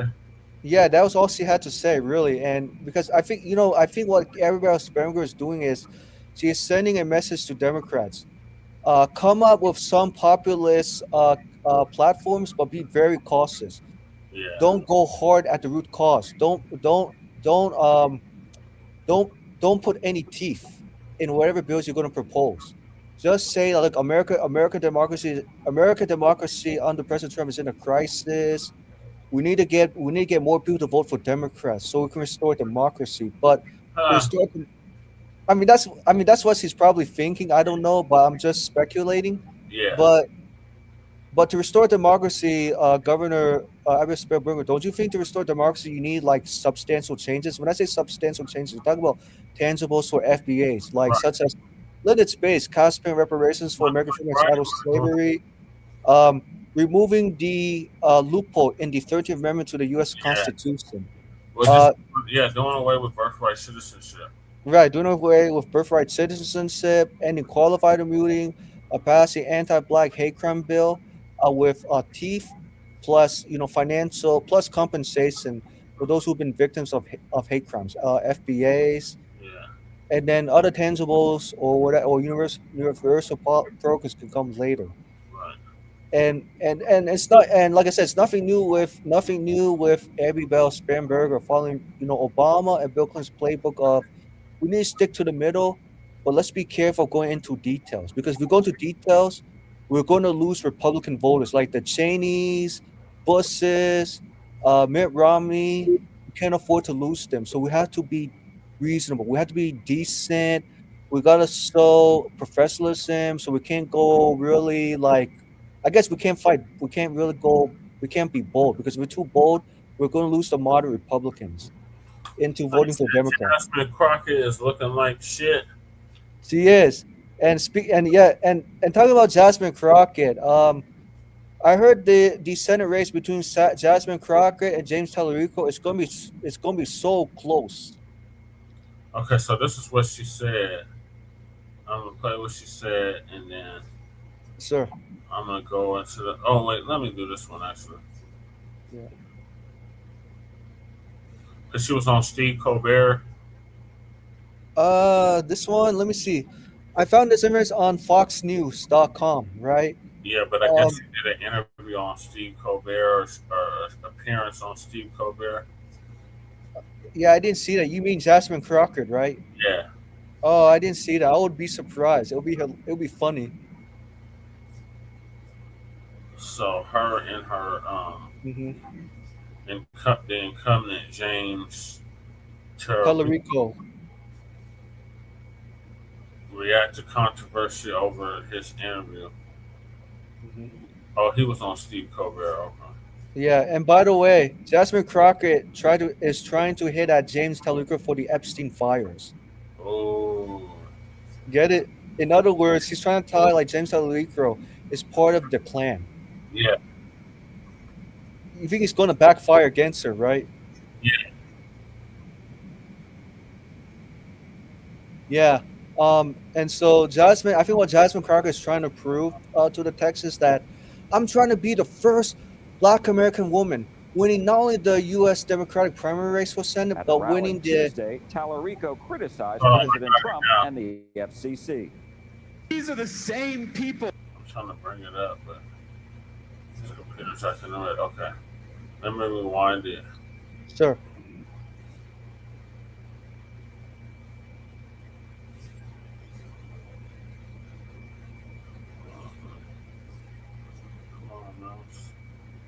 Sorry, this damn mouse is acting really stupid.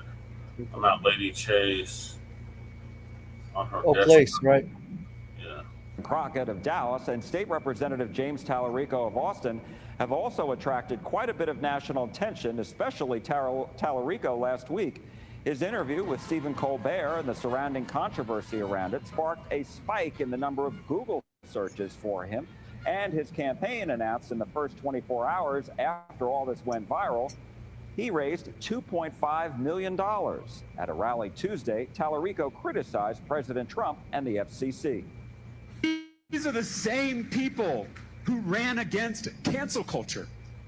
And now they're trying to control what we watch, what we say, what we read. Cancel culture. And this is the most dangerous kind of cancel culture, the kind that comes from the top. Council all The University of Houston poll last week showed Crockett leading Tallarico by 8 percentage points, 47% to 39%. The Real Clear Politics average of polls between January 10th and the 31st shows they are tied at 41% each. Tallarico spoke last week at the University of North Texas in Denton before hundreds of people. At the time, he cast himself as the underdog. Tallarico repeated his theme, criticizing billionaires and what he called their outsized influence on society. And I asked him about the state of the race.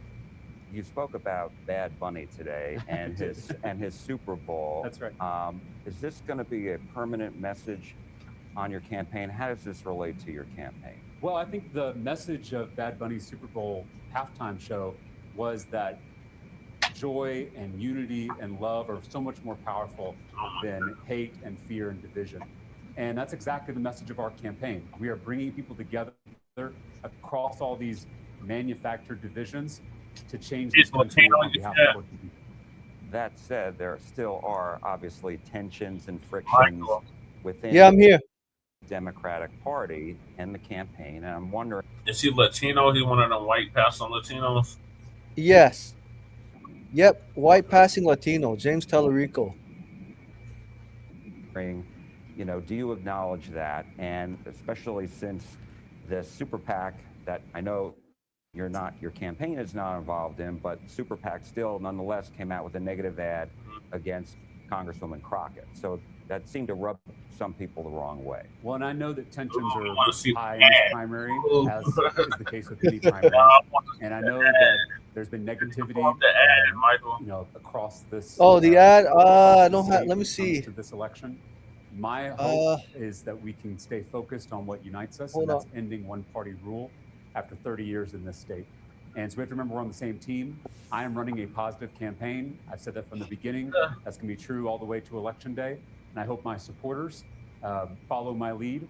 As for Congresswoman Crockett, she made a number of campaign stops across the state, including North Texas. In Fort Worth last week, she addressed hundreds of supporters. She told Democrats that if they work collectively up and down the ballot, she believes they will flip Republican districts. Crockett also made a prediction about Tarrant County, the state's largest and the nation's largest red county. I think that this is going to be Tarrant County's actual year that they flip. I spoke with Crockett after the event about the state of her campaign. March 3rd is oh so close. Yes. What is your message to your supporters, and what are you March doing to 3rd make sure that they go to the polls and vote? Yes, so we're keeping it exciting. I'm doing everything that I can to, number one, show up for them, engage with them, and continue to answer questions. I think from now until March 3rd, it is so important as people see this literally as a life or death situation, because it is. And so I think that I've got to show up just like we're doing at work right now. We want to make sure that we're showing up, we're answering questions, and people are hearing from me directly. It is just so refreshing to see how excited people are to vote.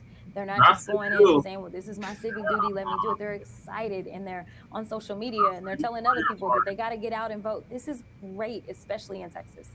A few days have passed now since the whole controversy between Stephen Colbert and CBS and the Representative Tallarico interview. And I'm wondering... And somehow I got caught in the middle of it, but yes. Have you gotten an invitation to do an interview? And what do you make of this whole situation? No, so let me be very clear, because it seems like the internet went crazy. I received communication from the parent company stating that they never told Colbert that they couldn't air. Whether or not that happened, I don't know, because I wasn't privy to the conversation. What I can tell you is that I have not been in communication with the Colbert Show, and I know that they have my contact information because I've been on Colbert twice. I also will say that it is ridiculous that this is where this country is, in the sense that Brendan Carr has decided to cause all this confusion. That is what this administration does. We know that there has historically always been a carve-out as relates to late-night shows. I know last week, before all this happened, Representative Tallarico cast himself as the underdog in this race. Given everything that's happened, do you still think that's the case? Because the Real Clear Politics average shows the polls in your race are tied. Yeah, I don't know about that particular poll, but I will say that at the end of the day, this is going to come down to turnout. It's about who can get their voters out. That, like, I don't take anything for granted. Whether a poll has me up, whether a poll has me down, I'm always going to run like I'm behind, because to me, that's the only way to win. You know, I will say that getting a $2.5 million injection of cash on one day, that doesn't put you behind. That is for sure. That puts you in a good position. And having a super PAC that is spending, you know, I don't know, I think at this point, maybe $6 million against your opponent doesn't feel like an underdog situation either. But I'm confident in the record and the rapport that I have established with people. They know who I am. And right now in this moment, people know that they need a fighter in DC. The reason that people are so upset with so many Democrats is because they don't feel like they've been fighting. They don't have to wonder, they don't have to question. They know who I am on the federal level when it comes down to fighting for what matters most to Texans. Okay, interesting. Yep. And guess what, Jesse? I found out Jasmine Crockett created her policy page at the last minute. Yep. Oh my gosh, you're not gonna like it. It's more like policy statements as opposed to offering concrete action plans. Oh, they about to show the episode of him on the Steve Colbert Show. Were you able to find the ad? The ad for Jasmine Crockett? Yeah. No, I was not able to find the ad. Unfortunately, because USA Today said you gotta be a member to pay. So they hit you with that shit, Fox News. Yeah. Okay, yeah, but I'll say this. Let me see. I can play it on Fox News. I think I was able to play it. There's no ad, but it's more like her interview from CNN. I'm trying to pull it up. Yeah, yeah. I hate how Fox News does that. Let me see. But I could tell you this: initially, several Texans were going to support Jasmine Crockett for U.S. Senate. But then when they saw James Tallarico, their views changed. They said, and I'm paraphrasing, we need someone who's a fighter, who's going to unite us together, and that is James Tallarico. And they said, Jasmine Crockett, you're a great congresswoman, but we don't feel that you're the right person to run for U.S. Senate because Jasmine Crockett, you're a woman, and unfortunately, Jasmine Crockett, and this is coming from the Latinos in Texas. Uh, You're not Latino, Miss Jasmine Crockett. right. So we're voting for James Tallarico because he represents Latino values. Oh well, I'm going to sub to his channel now. Yeah.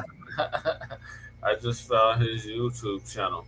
Who, James Tallarico? Yeah, he got 210,000 subscribers. Wow. 210,000 subscribers. Uh-huh. And Jasmine Crockett has a YouTube channel as well, right? Yep. And how many viewers she has? Let me see. I was trying to pull this ad up, but let's see. Yeah.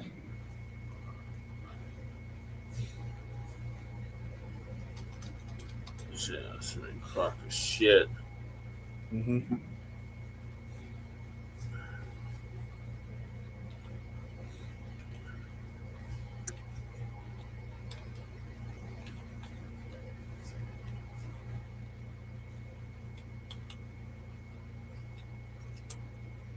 She has 95,200 subscribers.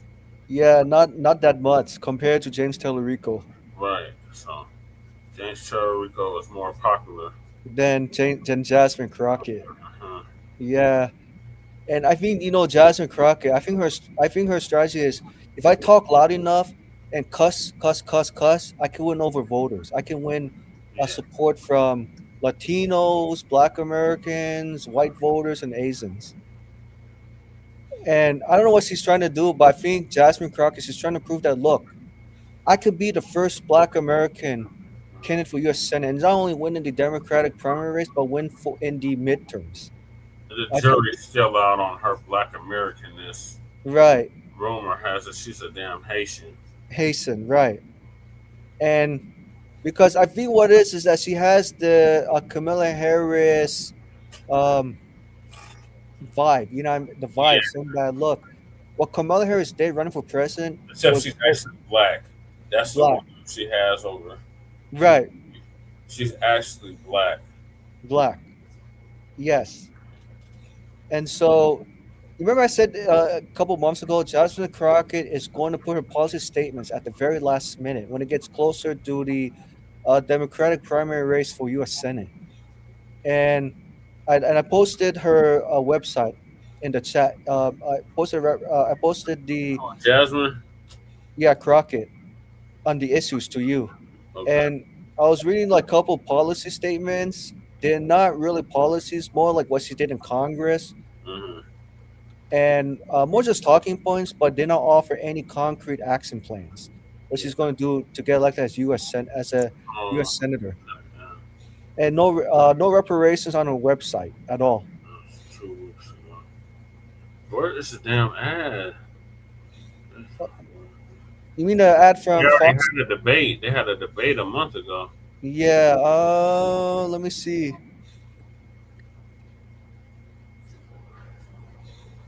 What's the damn ad? Goes dirty against.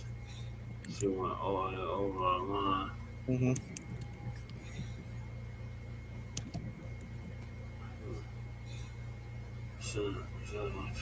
Oh, here it is. Oh, you got it? Okay. Yeah.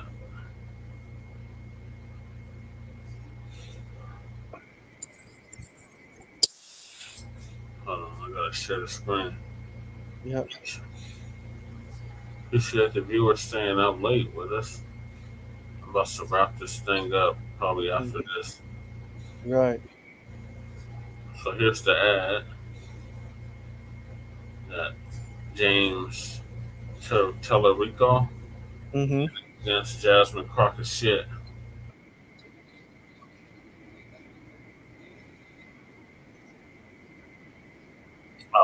threw us under the bus, paving the way for MAGA Republicans' voter suppression law, making it harder for Hispanic Texans to vote. Then Tellerico quietly Oh, that's the Jasmine Crockett shit ad. That's her attack ad. accepted. Democrats were united to stop voter suppression, but James Tellerico saw a chance to help himself. Tellerico threw us under the bus, paving the way for MAGA Republicans' voter suppression law, making it harder for Hispanic Texans to vote. Oh, wow. Then Tellerico quietly accepted $59,000 from Donald Trump's largest donor. Jasmine Crockett will never sell us out to Donald Trump. Jasmine Crockett, Democrat for Senate.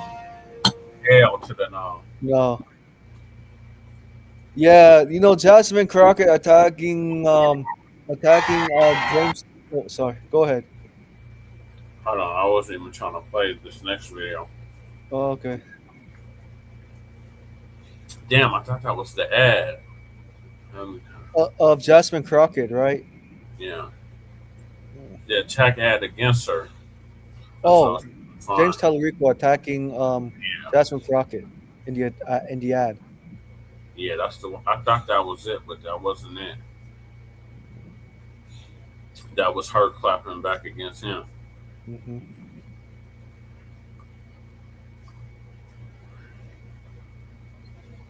So they had a debate. I'm pretty sure that was interesting. I'm sure it's like a very heated debate between the two. Yeah. And they had a primary debate. Right. What did you think of the primary debate when you saw the two debating? I didn't see it. Oh. Okay. Let me see it. Elections bring campaign ads, and we are days away from the Super Bowl, arguably one of the biggest ad events of the year. Fox 4 Stephen Dial in studio now with more on how the two will intersect this weekend. Hey, Stephen. Clarice, State Representative James Tellerico spending big money with a Super Bowl ad airing in the Houston market and other ads statewide as he tries to continue to raise his name profile for the Senate primary, but it's making some ask, where are the ads from Congresswoman Jasmine Crockett? It's why I fought to cap campaign contributions. This is the ad some Texans will see on Super Bowl Sunday from the Tellerico campaign. If you have been around the TV in the last couple of weeks, chances are you have heard his name often. We do have very high name ID as well as branding, and he's attempting to introduce himself to Texans because while he's been elected for a longer amount of time, he's not been at the forefront of these fights, and Texans don't know who he is. Early voting starts in 2 weeks. Thursday, I asked Dallas Congresswoman Jasmine Crockett if she will do more to get her name out on TV. Will you be getting up on the airways, or are you focused on your ground game and sticking to your gut? It is all of the above. We are following a more traditional stance of what it looks like to do GOTV. And I do want to remind people that I do have a job in DC in the Congress, and so I really have been focused on that as well. Crockett did say she recently shot a campaign ad. Polls have shown this being a close race. I spoke to SMU political scientist Matthew Wilson. While Crockett does have a greater name ID with Democrats, he says her campaign needs to do more. Some of the early accounts from on the ground have been that her campaign is not quite as well organized and not quite as strategically planned out as the Tellerico campaign. We may be seeing some of that. So she may be a little later to the party in terms of launching a systematic, organized statewide effort. Lone Star Rising, a pro-Tellerico PAC, hosted this Thursday. If she wins, it is a gift to Republicans. We lose. What is your response to that? If anybody knows anything about me, I am a fighter, and I may not start the fight, but if you start a fight, just know that I always have a response, and I usually finish the fight. We reached out to Tellerico's campaign. They said that they have no involvement with the Political Action Committee that ran the attack ad against Crockett. Yeah, I want to see it. Damn it, where is this damn ad? I want to see the damn ad, Super Bowl ad. Right. I just checked out the website, Michael. She ain't got nothing about reparations. Nothing at all. Nothing at all. It's just mostly like talking points, what she has done so far in Congress, especially when she said, I have co-sponsored the Medicare for All Act, blah, blah, blah, but she didn't actually put the Medicare for All Act into a vote. So she's not really credible to say that she accomplished a lot in Congress. Whereas James Tallarico said, when I was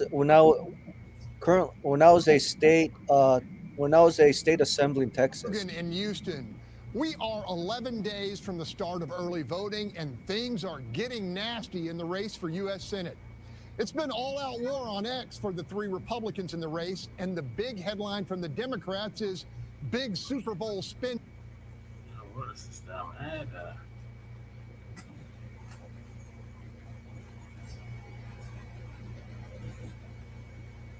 Check a check out. Maybe that's probably what. Yeah. Okay, Texas. That's Jasmine Crockett's and that's hers. I seen that one. I want to see Sarah Rico.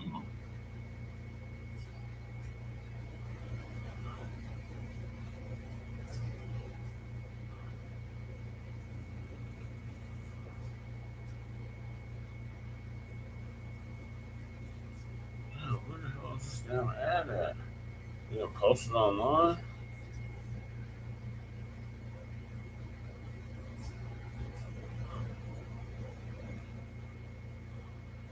Do you think they probably removed it from YouTube? This might be it right here. Okay, yeah, probably.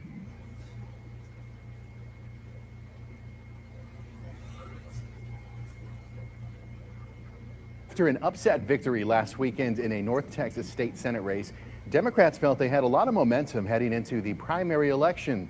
Then this week, the party experienced political infighting in the race with the highest stakes, the U.S. Senate primary. But as Capitol correspondent Dylan McKim shows us, this sort of fighting is normal in Texas politics.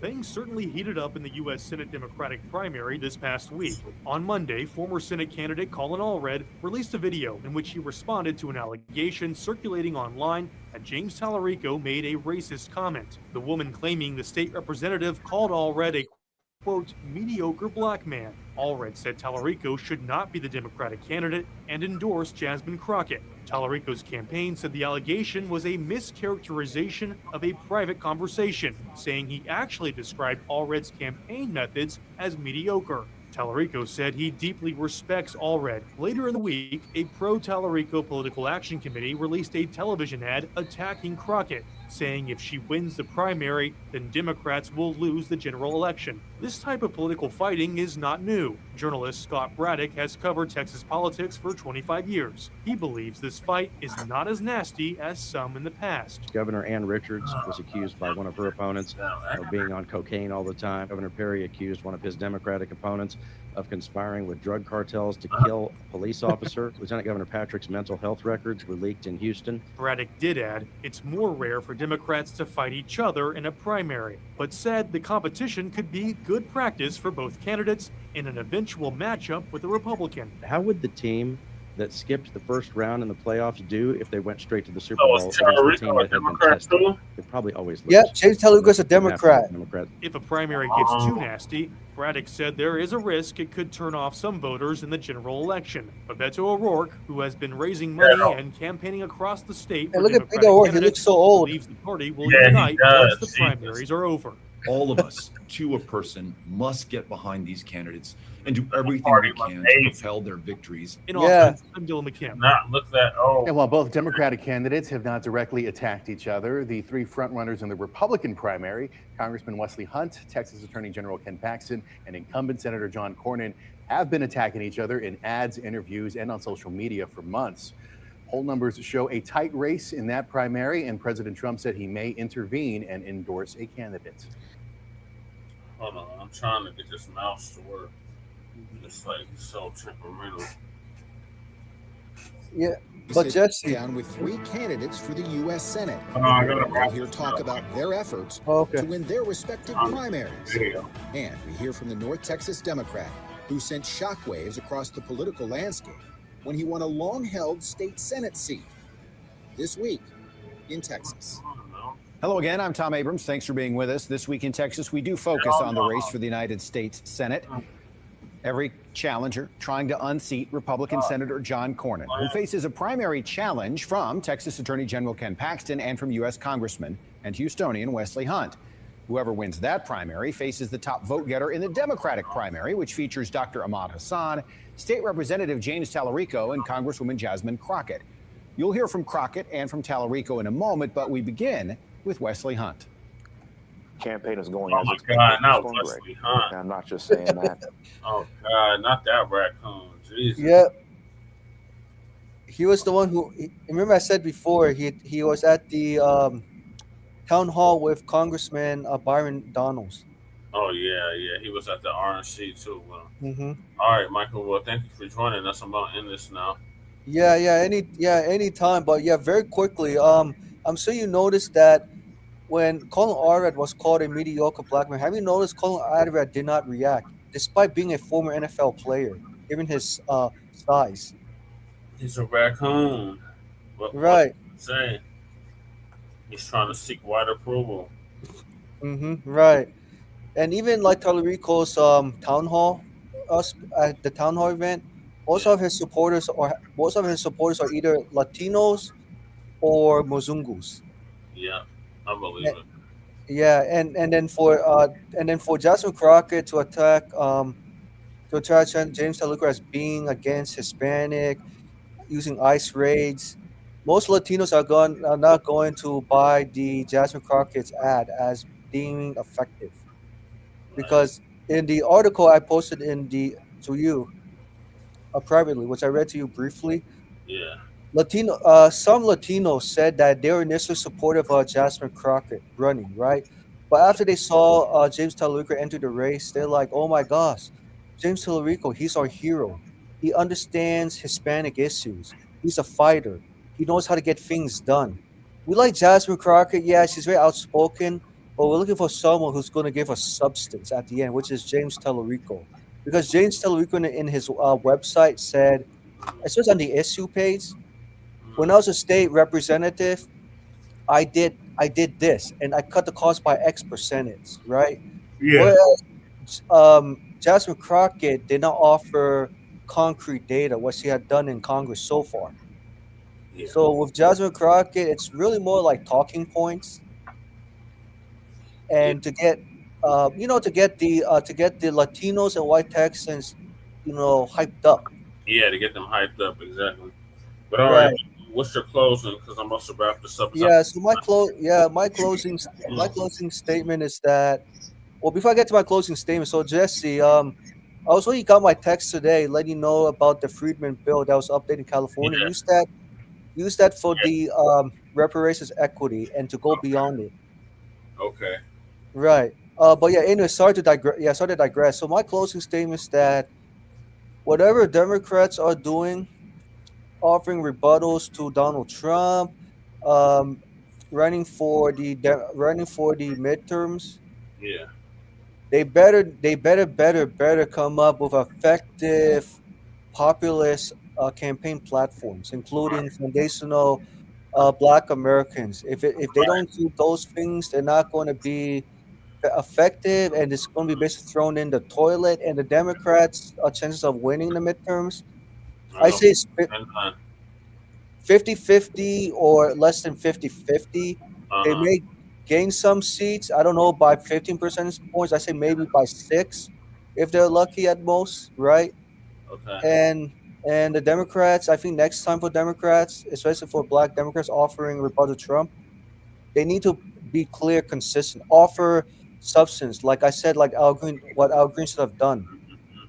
If you're gonna post a sign that you're for Black Americans, Congressman Al Green, say reparations now, Right. because it's worth it to get removed, and just getting removed saying, "Oh, Donald Trump insulted us, saying Black people were calling Black people apes." That's not effective.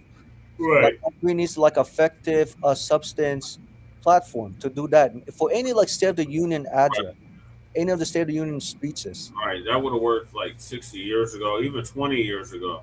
That shit Right. now. Right.